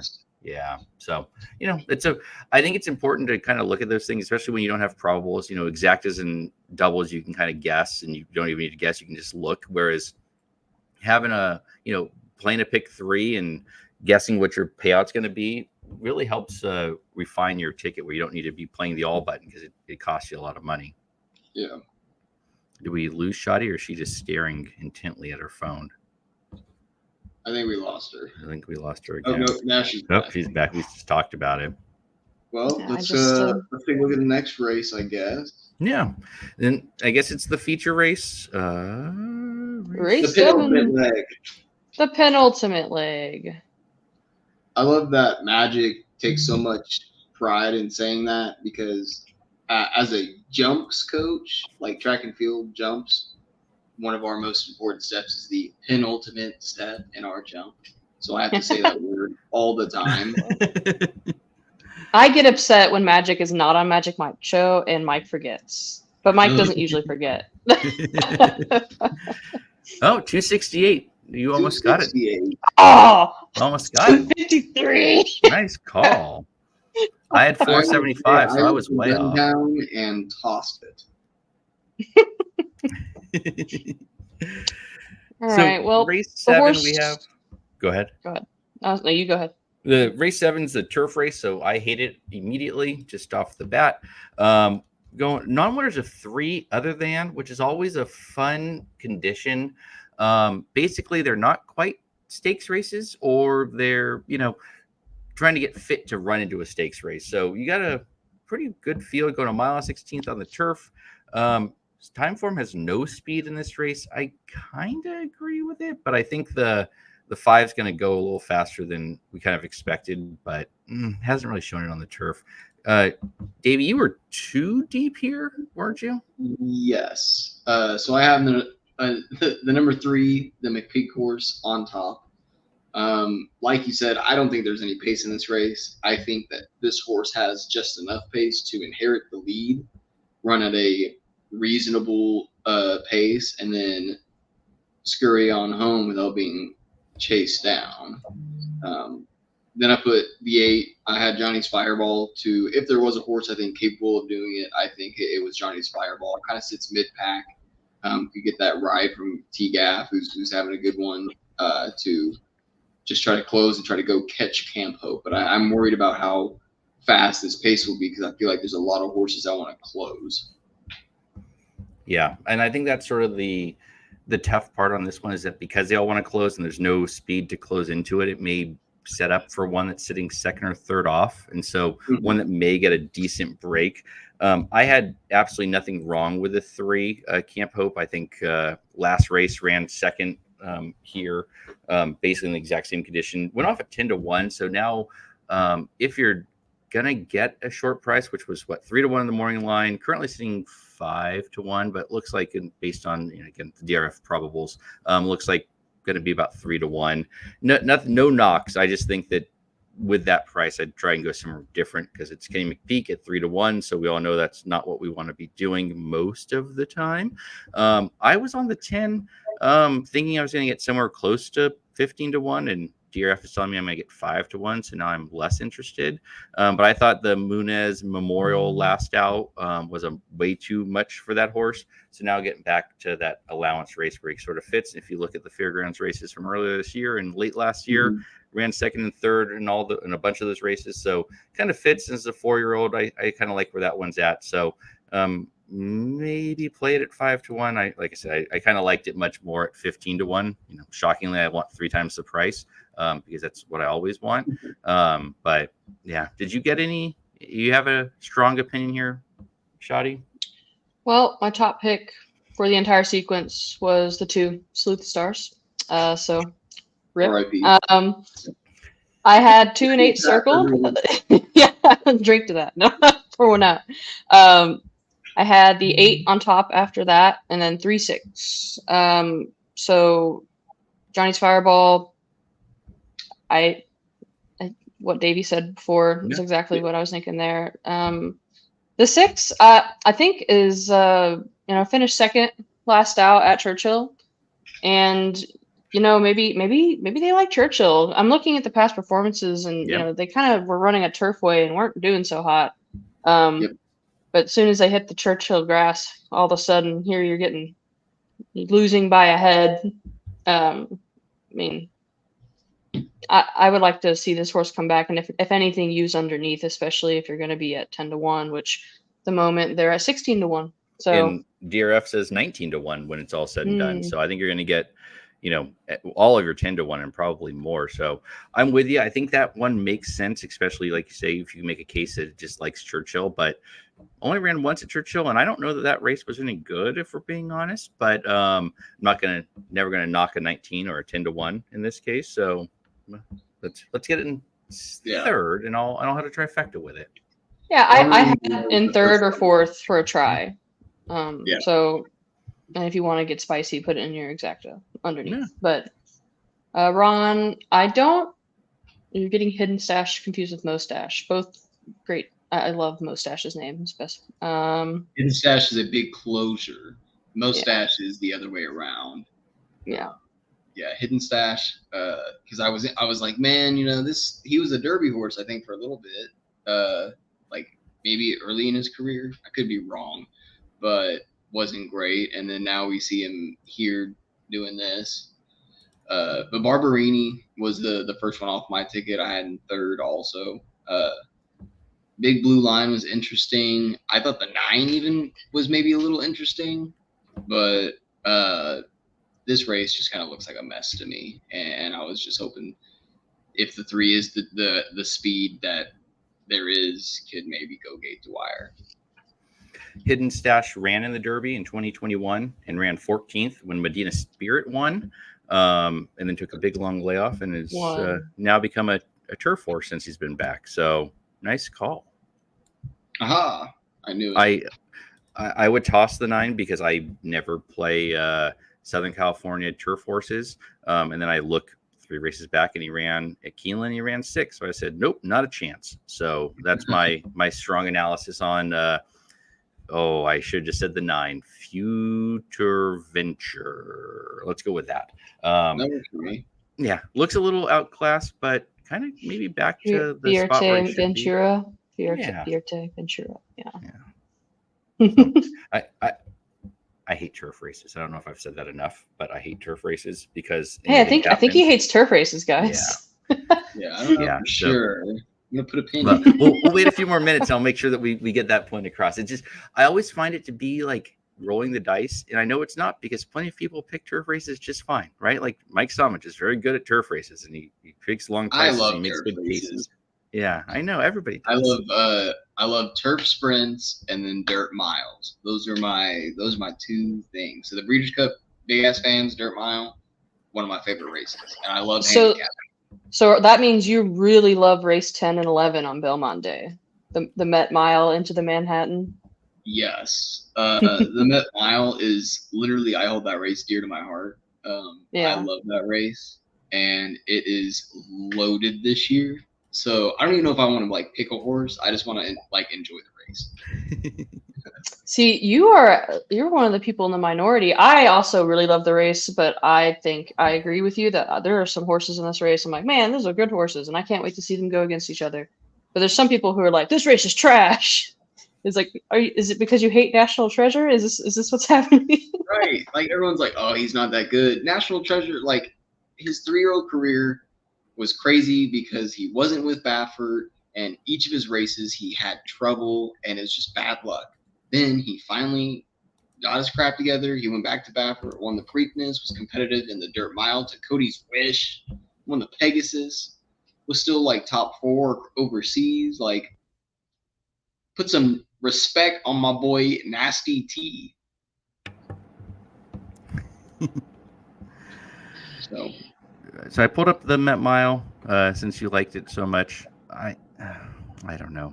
I think National Treasure, I guess. I don't know that Waitabaro wants to go a mile. I felt like he wanted to go a mile when he was 3, and now he wants to go longer when he's older. And maybe that's not exactly right. Maybe because he won the Classic, I just think he wants to, do that. But it certainly seems to me that National Treasure coming back has a real shot here. So I agree. Well, he draws the inside too. I think he just easily gets up there to the front. I mean, he beat Blazing Sevens in the Preakness, and that was the one time Blazing Sevens kind of set closer to the pace. He wasn't way off of it, and that was one of his best races. But I don't think he's as good or stepped forward like National Treasure has. The competition is to the outside. I think it's Waitabaro. And like you said, I think he needs a little bit further. If this was a 2-turn mile, I think that would be a little bit more interesting. yeah. But with him to the outside, he's going to have to go after National Treasure and just try to stalk him. And National Treasure on the front, he's going to turn home with those thrusters, and he's going to be hard to catch. My worry for National Treasure is that Hoist the Gold is going to gun it to the lead. And he's just going to try to gate to wire. However, National Treasure does have the inside position, so should beat him to the rail. So it just depends on how well National Treasure breaks versus Hoist the Gold. Is Pratt usually the one on National Treasure? I thought Johnny V was. Pratt was on him when he was at When he was overseas. Middle East. And then he rode him in the Pegasus, and he rode him at the Breeders' Cup Dirt Mile. But JJ Hernandez was on him on the Awesome again, and then Johnny V was on him back at Saratoga at the Travers last year. Man, I guess I just didn't realize that JV wasn't on him anymore. Yeah, Johnny V rode him in the Preakness, so you're not wrong. Yeah. Well, I like I mean, you are, but not really. I mean, honestly, it's like, yeah, he wrote him, but just not recently. But he hasn't read recently. And I was just looking because I'm very curious because if Irad for some reason wasn't on Waitabaro, I'm completely tossing. But it sounds like Irad will see how he feels tomorrow before he rides, but will probably be on Mountain Saturday, just from what I'm reading. Mm-hmm. The other part of this that I always find interesting is that the Met Mile seems to be the comeback race from Saudi Arabia. And so Hoist the Gold came back and ran on Derby Day at the Churchill Downs and ran poorly and ran 5th as 3-1. Waitabaro first race back and National Treasure first race back. I know that it's not a big stretch to go here, but it does feel like a bit quick on a turnaround coming back from there. So I am interested in how they all come back. I mean, Hoist the Gold's already ran one, so you could say that. I mean, we'll be able to know because Bookham Dano will also be his first start back earlier in the card. But I mean, you say that, and Forever Young ran great in the Derby after running over. Yeah, and it's definitely not an unheard of thing, and it has been over the world. It has been a few months anyway, so it's definitely not an impossible thing. And I mean, it's Bob Baffert running back on 105 days rest. So he ran in February, so I guess it wasn't Saudi Arabia, it was UAE.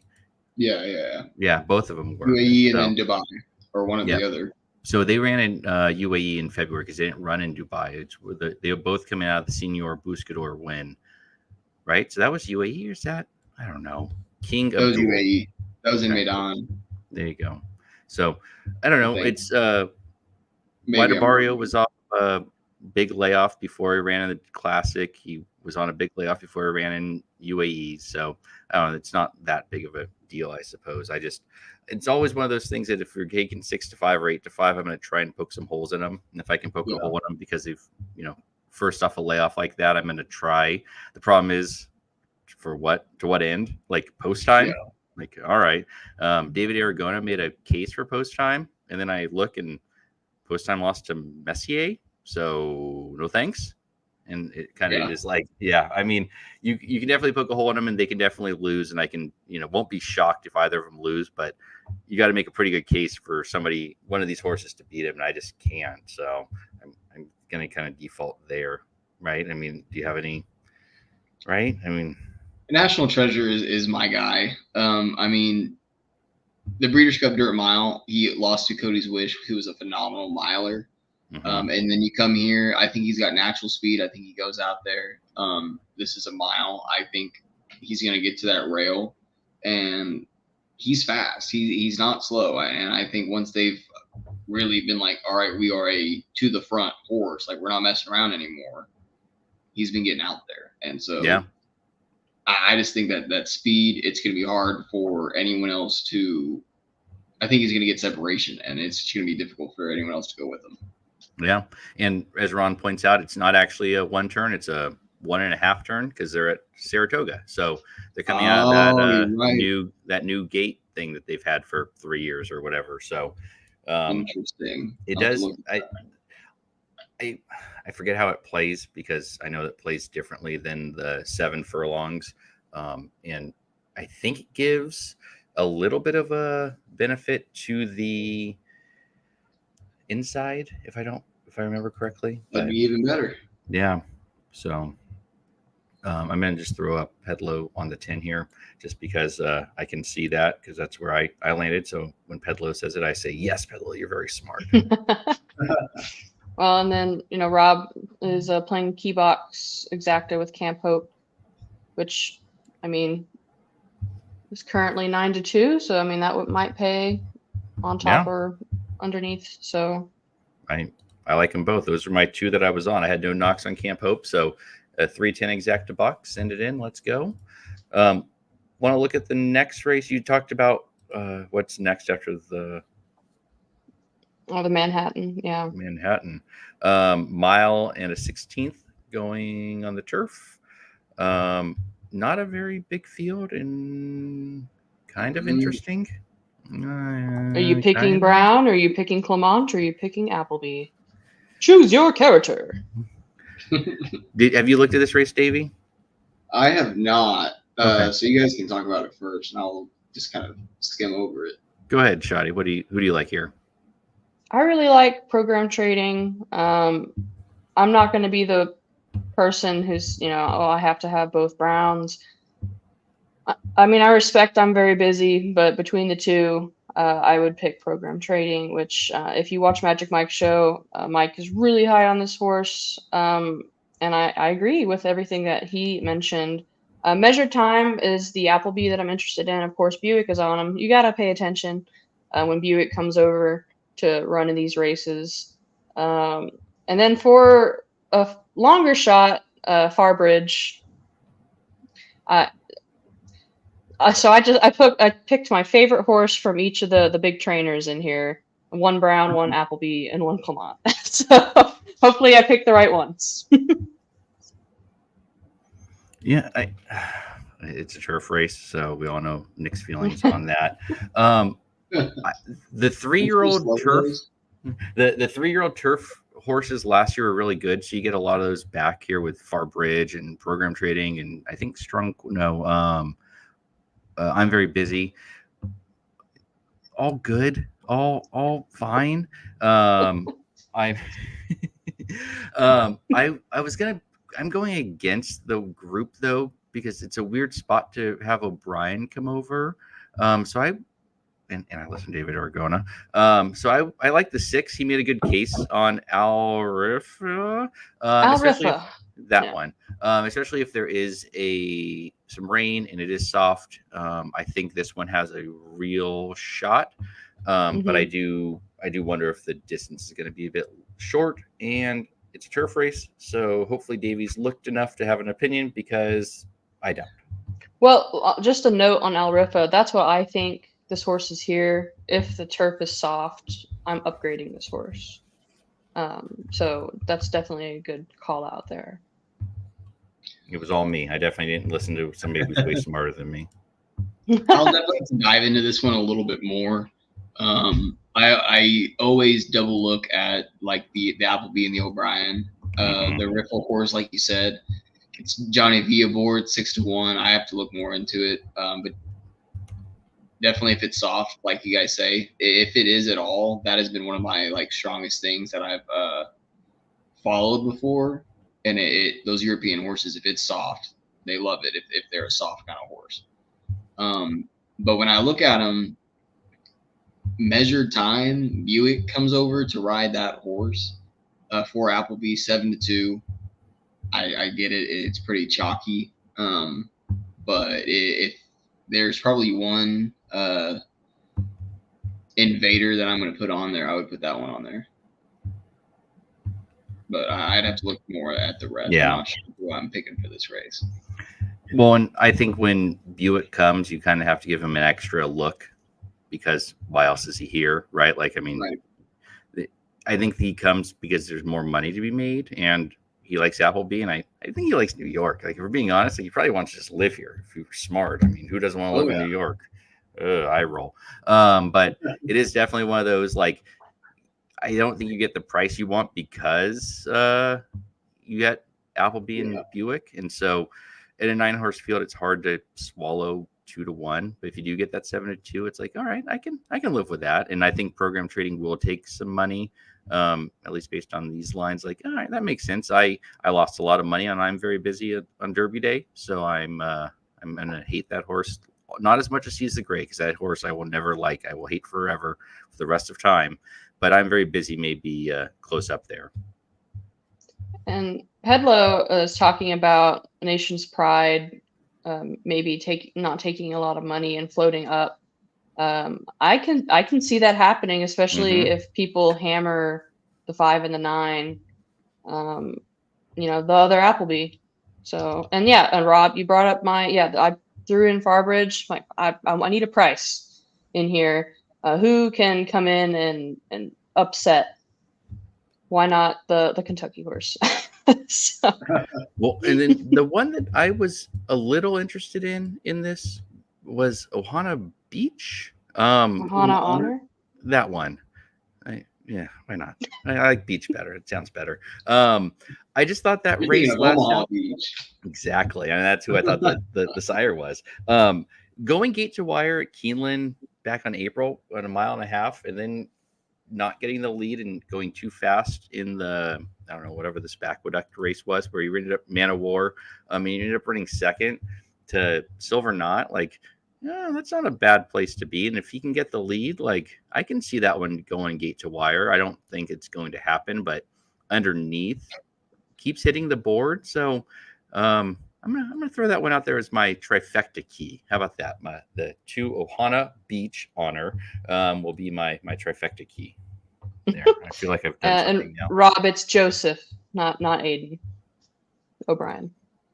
Did I say the wrong thing? Probably. Like Ohana Beach. You're just creating a new horse. Why not? Is this going to be the 2A?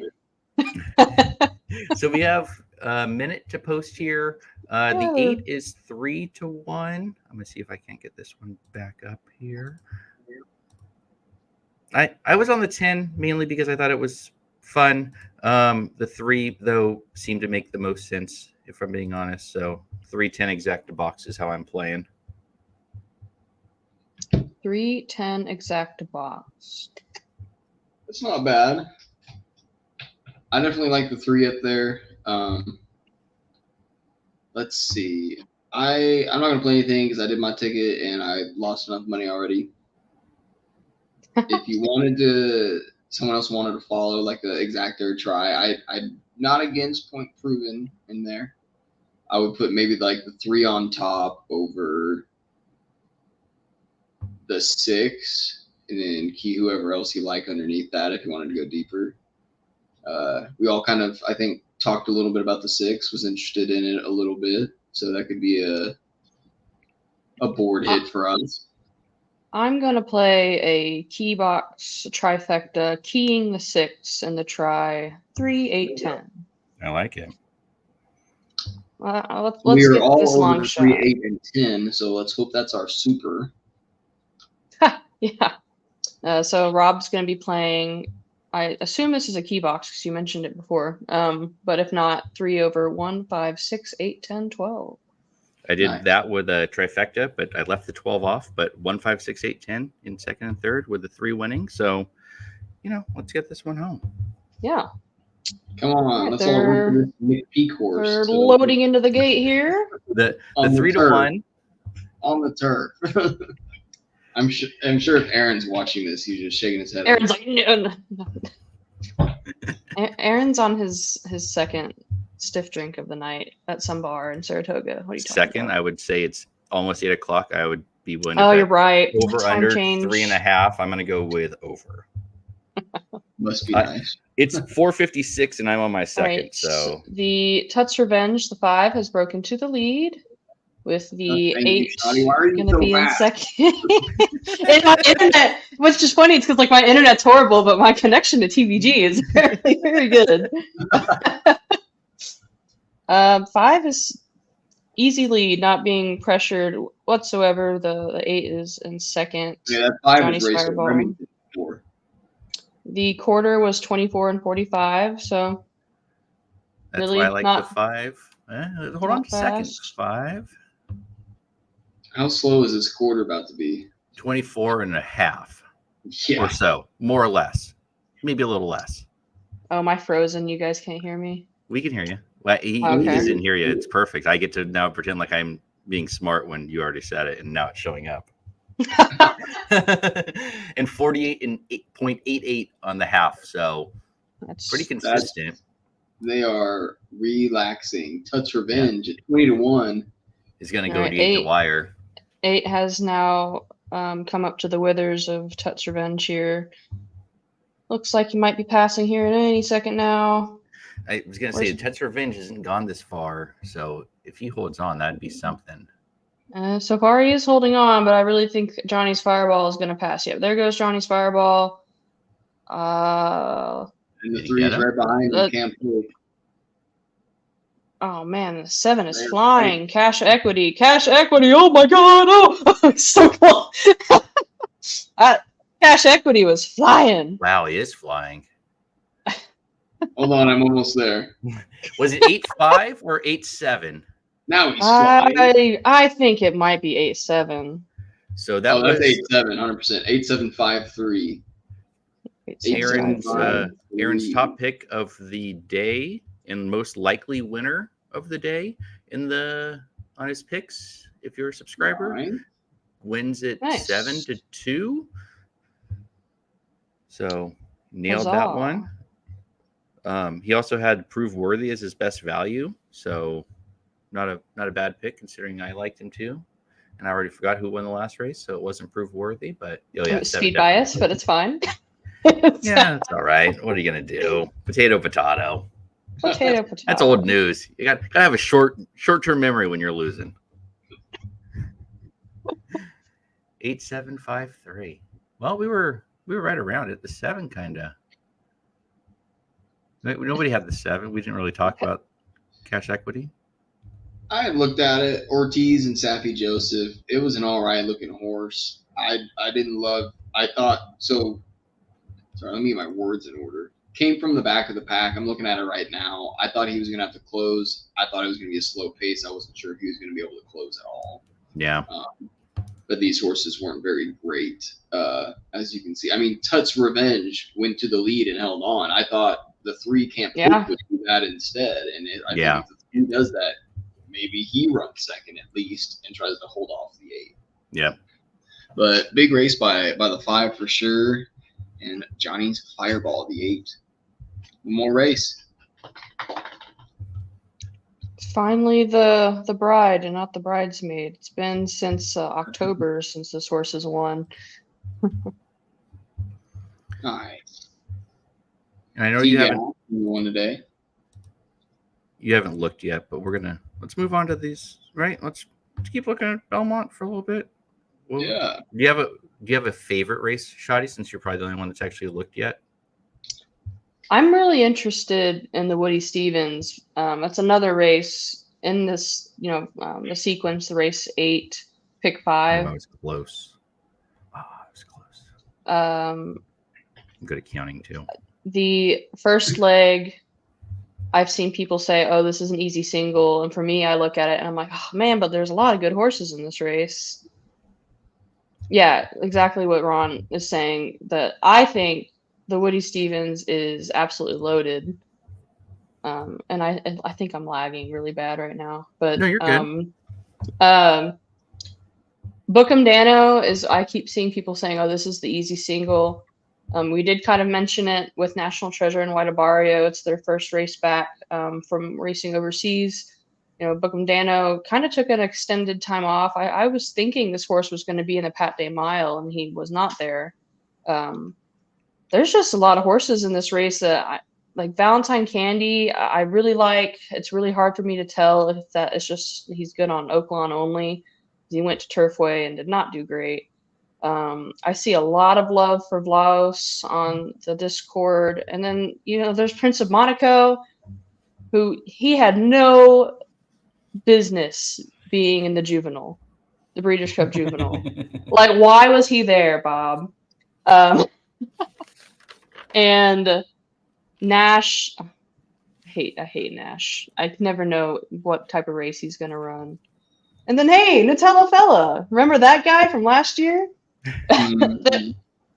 and you can, I've seen people make arguments for Frost Free and Imagination, but I feel I can't single here, and maybe it's just as easy as Bookham Dano just dusts them, but he's definitely going to be on my ticket. I mean, yeah. he's kind of lived up to it a little bit. Hopefully he comes back, he gets the rail, so that should help him. I think he'll have a good ride, and I think it kind of plays out in his favor. So I think if he is, who we think he is, then he could win this race. Maybe not easily, but by a length or two. See, and I'm very, very, very, very much against Bookham Dano because he hasn't beat anything. Right? He ran second to Forever Young. Don't get me wrong, but he got ran down. No, second to Forever Young. Yeah.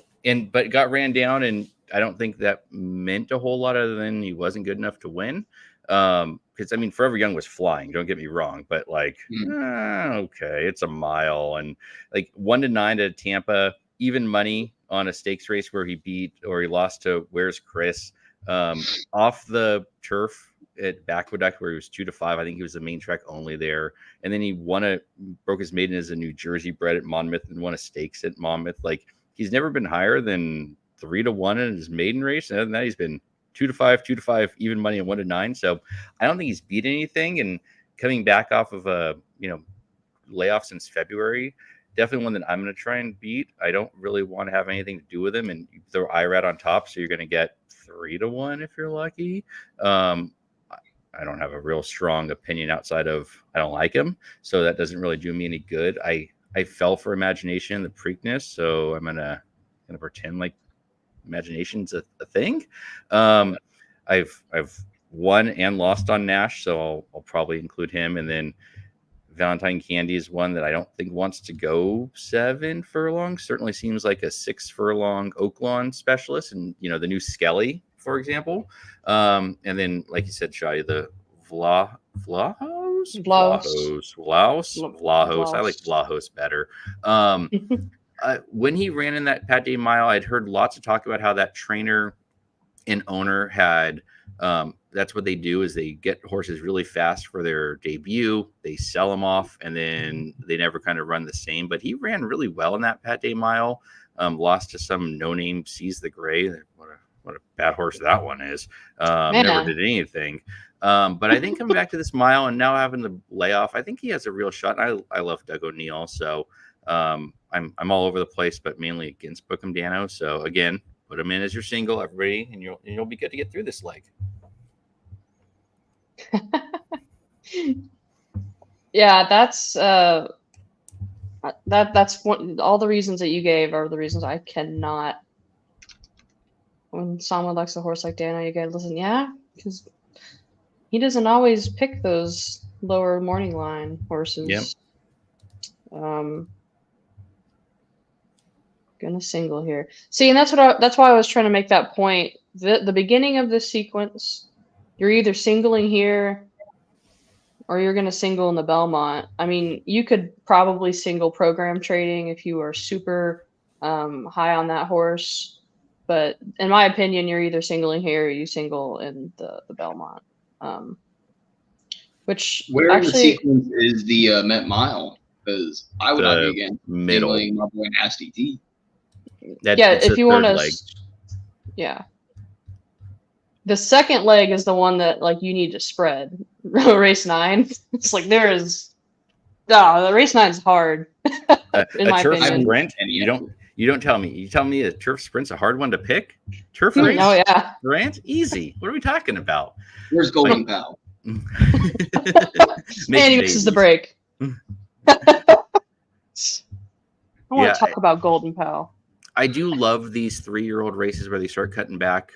This race really is one of the better ones. I love the Pat Day Mile, and I love this race. They're kind of where we get, the real separation, where you start seeing the sprinters go back to being sprinters and not in the Derby.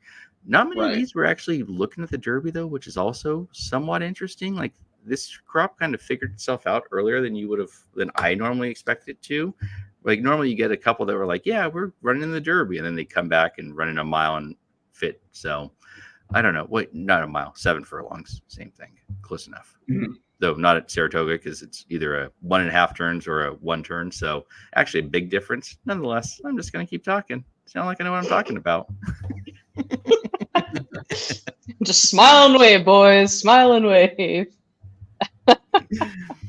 So let's look at the Jaipur real quick. It is the second leg, and it's a turf sprint. So you know that I love it more than anything. It's probably my favorite race in the entire world. I don't know. Go ahead, Shoddy. Tell me who wins this race.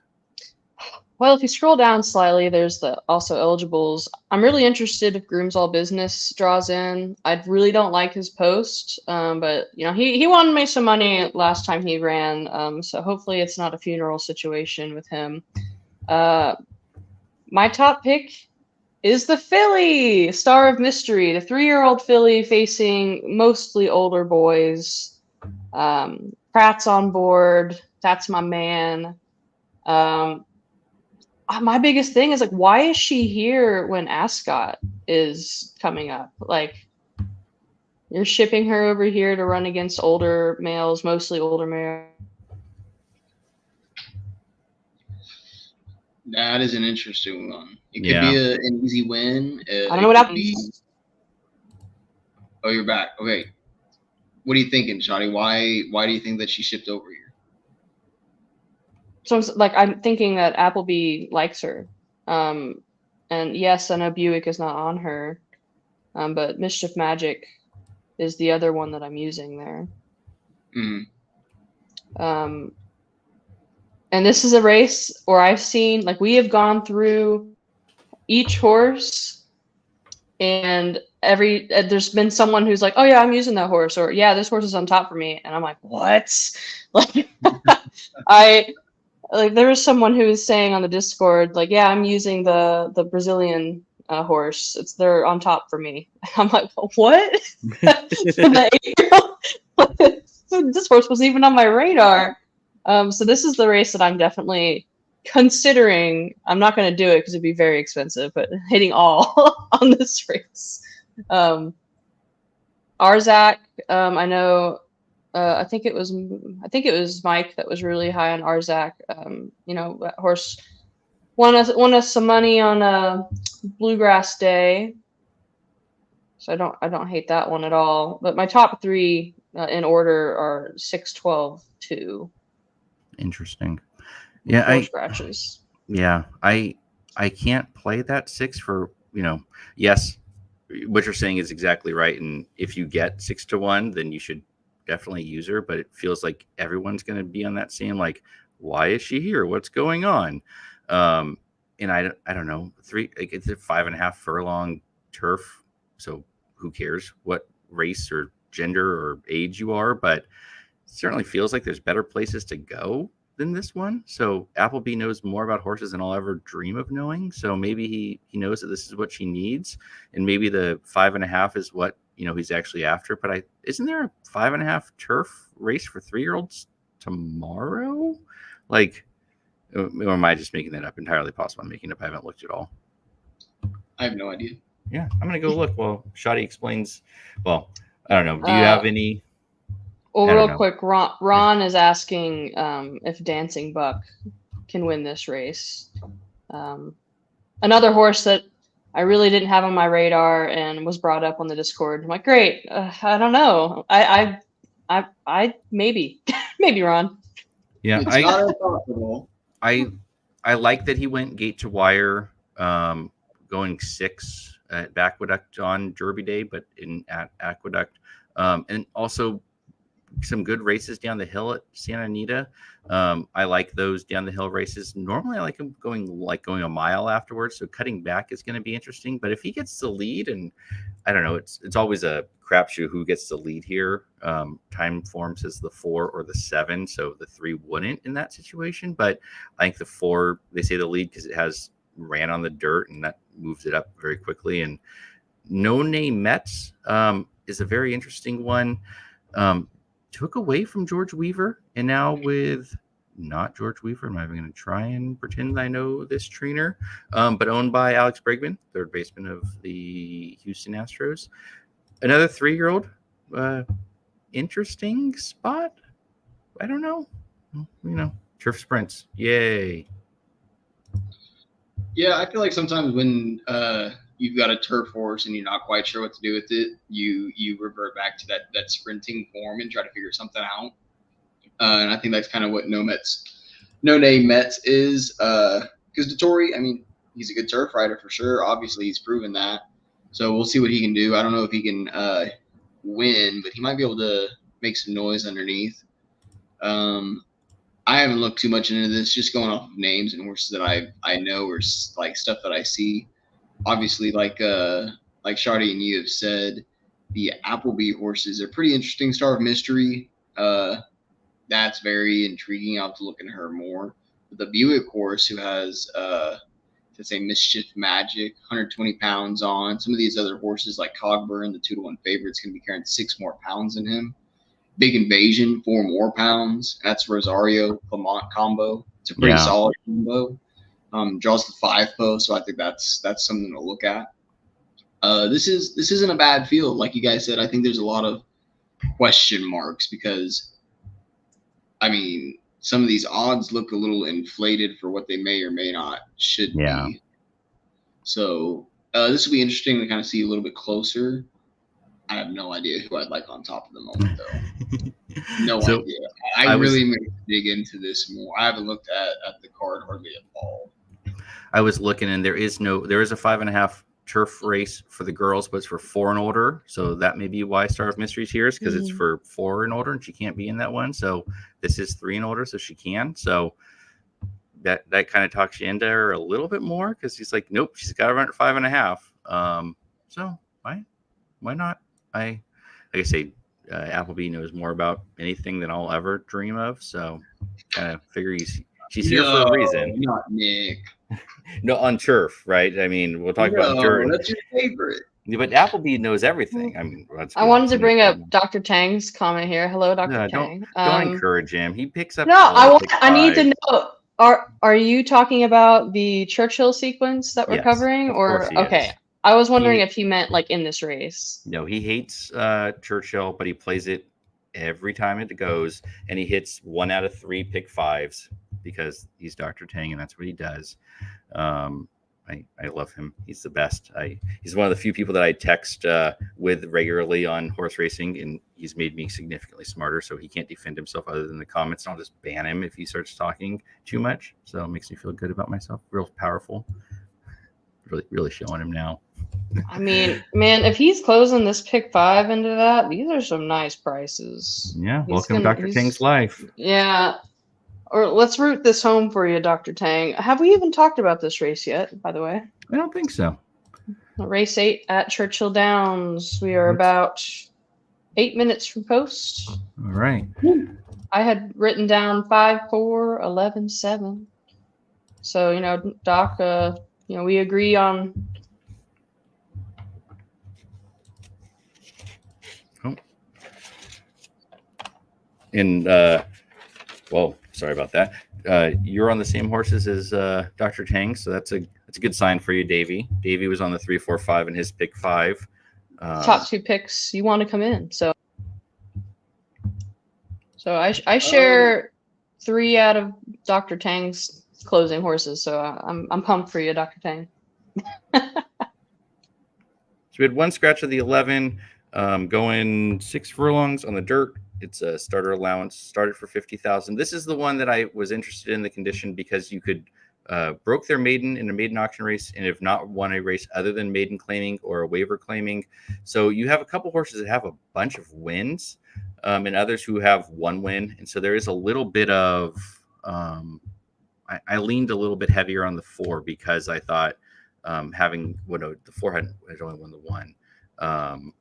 The 5 had a few wins that I was like, oh, that's interesting that it's back in this race. So I was pretty spready. What your top pick was the 4, right, Davey? Yeah, so I like Global Stage on top. I think it plays out perfectly for that for this horse. Brad Cox, Axel's on top, on for the ride. I think he's just a little bit better than this field, but it's horse racing, so anyone can be beaten on any given day. That's why I have the 3 and the 5. I think the 3 looks a little bit quicker, might get out to the lead and be a little difficult to run down because I'm not sure how much speed there is in this race. That's kind of where the 4 and the 5 play in. I think the 4 can sit that perfect race just off of him, hopefully follow, and then when they turn for home, tilt out and go by him. And I think Fan the Fire is going to sit just off of Global Stage around that same area and try to run home as well. And they'll either catch the 3 or they'll try. Yeah. The other one that I liked was the 2. Not a huge Santana fan, but this horse is 17 starts and hit the board 8 times with 3 wins. So kind of fits in this level.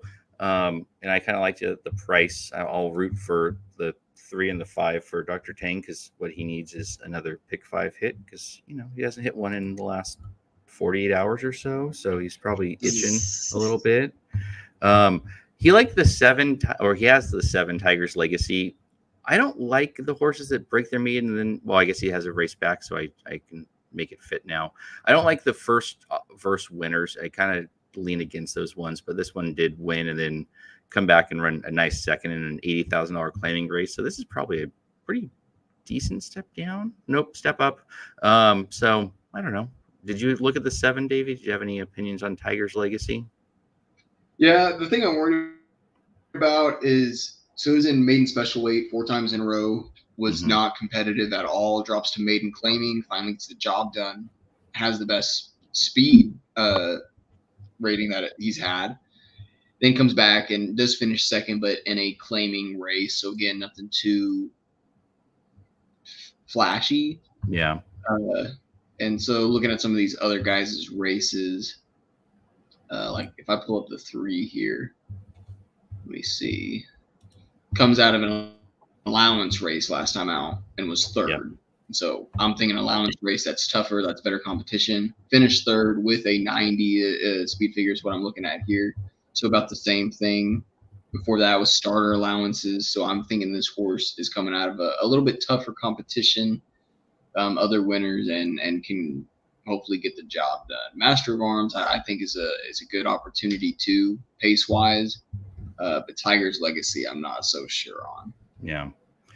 And so I said I like the 4, and then said that I don't like one's first winners, and that's kind of where the 4 fits in here. And that's, I don't know, Brad Cox, Axel Concepcion feels like a real chance. He ran 3 maiden races and now a maiden claimer to win, but felt like he burned some money too. So I'd be against the 4 in a win bet situation, because sitting at 9-2 looks like maybe 4-1. And second choice, Tiger's Legacy looks like the favorite when it's all said and done. So I'd probably want to be against the 4 and try and find a little bit better of a price. But I don't know, in these type of races, like you say, there's a case to be made for droppers and ones moving up the ladder. So it's a nice catch-all for a lot of these horses that run for 50,000. And the key for me is that the ones that win a lot. So like the 5 has 3 wins in its career, whereas the 7 has 1 win, and the 3 has 1 win, and the 2 has 3 wins. So it's like you can catch some that actually won some races, and some of these, haven't raced very frequently. Like the 7 is 4 races or something. So 6 races. I'm good at counting. So Aaron says the Rockets are alive to 2, 3, 4, 7. Awesome. Well, we all share the 4 and 7 with between Doc and some of our picks, and then of course you already brought up the 2 and 3. So everything that we've talked about that we liked, we got some people alive here. It's awesome. Heck yeah, Aaron. So hopefully we can get that through. Yeah, 3, 4, 7 gets Dr. Tang and the Rockets home. Yep. That'd be great. Preferably the 4, right? Yeah, the 4 is 9-2 right now. I mean, look Well, at the will pays. Yeah, the will pays. I thought the 3 was by far the biggest. 3's paying 10,000 for the pick 5. The 4 is paying 3,600. That would have been nice. The 7's paying 3,800. Aaron's got the 2, which is paying 9,400, and Dr. Tang's got the 5, which is paying 16,000. So, I mean, those 2 got it pretty much locked up, you figure. I mean, I'm not knocking on some wood here, so I don't screw them up. I'd hope so. I thought the 3, Louis Saez, the speed, that's the play if you're trying to beat global stage. Tiger's Legacy, I'd have to look back at a little bit more to see pace-wise, but we'll see.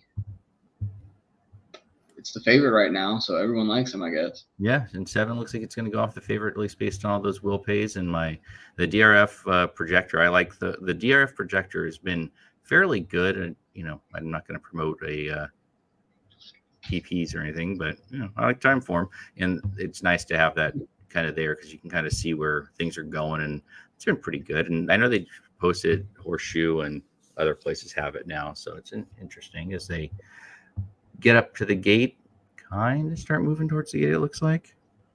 So Nick, here right before we get into it, you're a California guy, right? You got an NFL team over there? No, I live close to the closest to the Niners. Okay. Niners. But I'm a college football fan, and now my wife's alma mater is going to be in the Atlantic Coast Conference, so that's logical, being in California. Who is that? Berkeley, Cal. Oh, okay. That's funny. So, yeah, it's something, all right. Got half of it loaded, most of them loaded. I got the last 2 going in. Where are you at, Shadi? I'm sorry, I was responding to Aaron. He can't see us, but he can see the chat. They're off. So pretty. They are loading the last one on my screen. It's looking like Cold as Hell is going to take the lead, with Tivy going to be settling in for second. It doesn't look like they're pushing to get past each other. Who is that? I can't see. Move your head, horse. 3, 8. Okay, so Attach is in third with Master of Arms and a whole bunch of other horses really clumped up for 4th, 5th, 6th, 7th. First quarter is 21-72, so moving a little bit quicker than they were last race.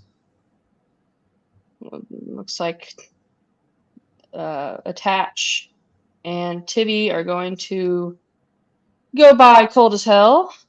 On the outside, I think that is the 4 global stage. Nope, never mind. Drop back. Ooh, this 8 is looking tough, but the 2.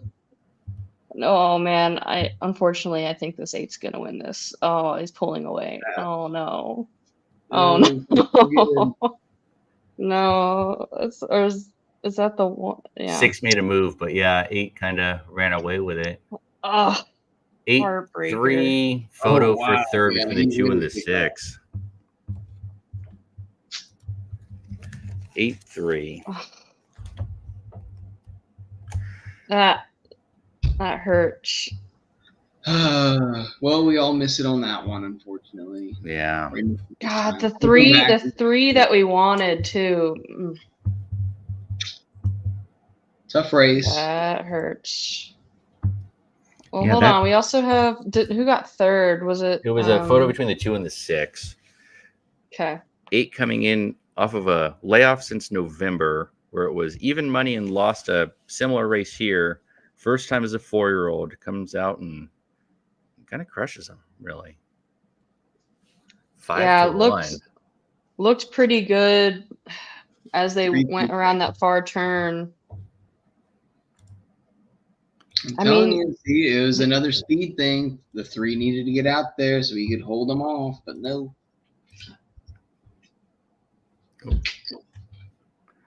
By violence. Violence. I'm here for it. Oh, sorry, Aaron. Oh.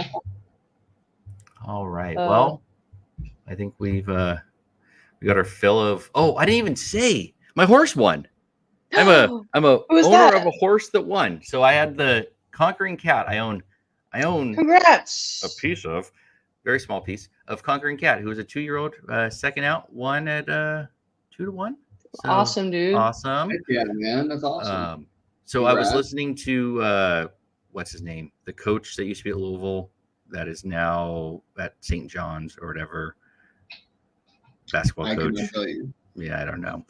He owned a bunch of horses and said all of his friends, they sold this horse and they all made a bunch of money. They went and bought houses and land and all this stuff. And he bought more horses. And he said, yeah, I lost all my money. They all have money. So you know what's as good as owning a whole horse? 2% of a horse. So when Rick Pacino says that he can own 2% of a horse, then I can own 2% of a horse. So I do. So it's pretty awesome. So 2% of a horse that just won $120,000 maiden race, I'll take it. So he paid for it. Ran second last out, won this race, so paid for himself for the year. I'm pretty excited. So that is awesome. Breeders' Cup, here we come. So go get the betting Bible. We mentioned it. You've seen it all underneath here.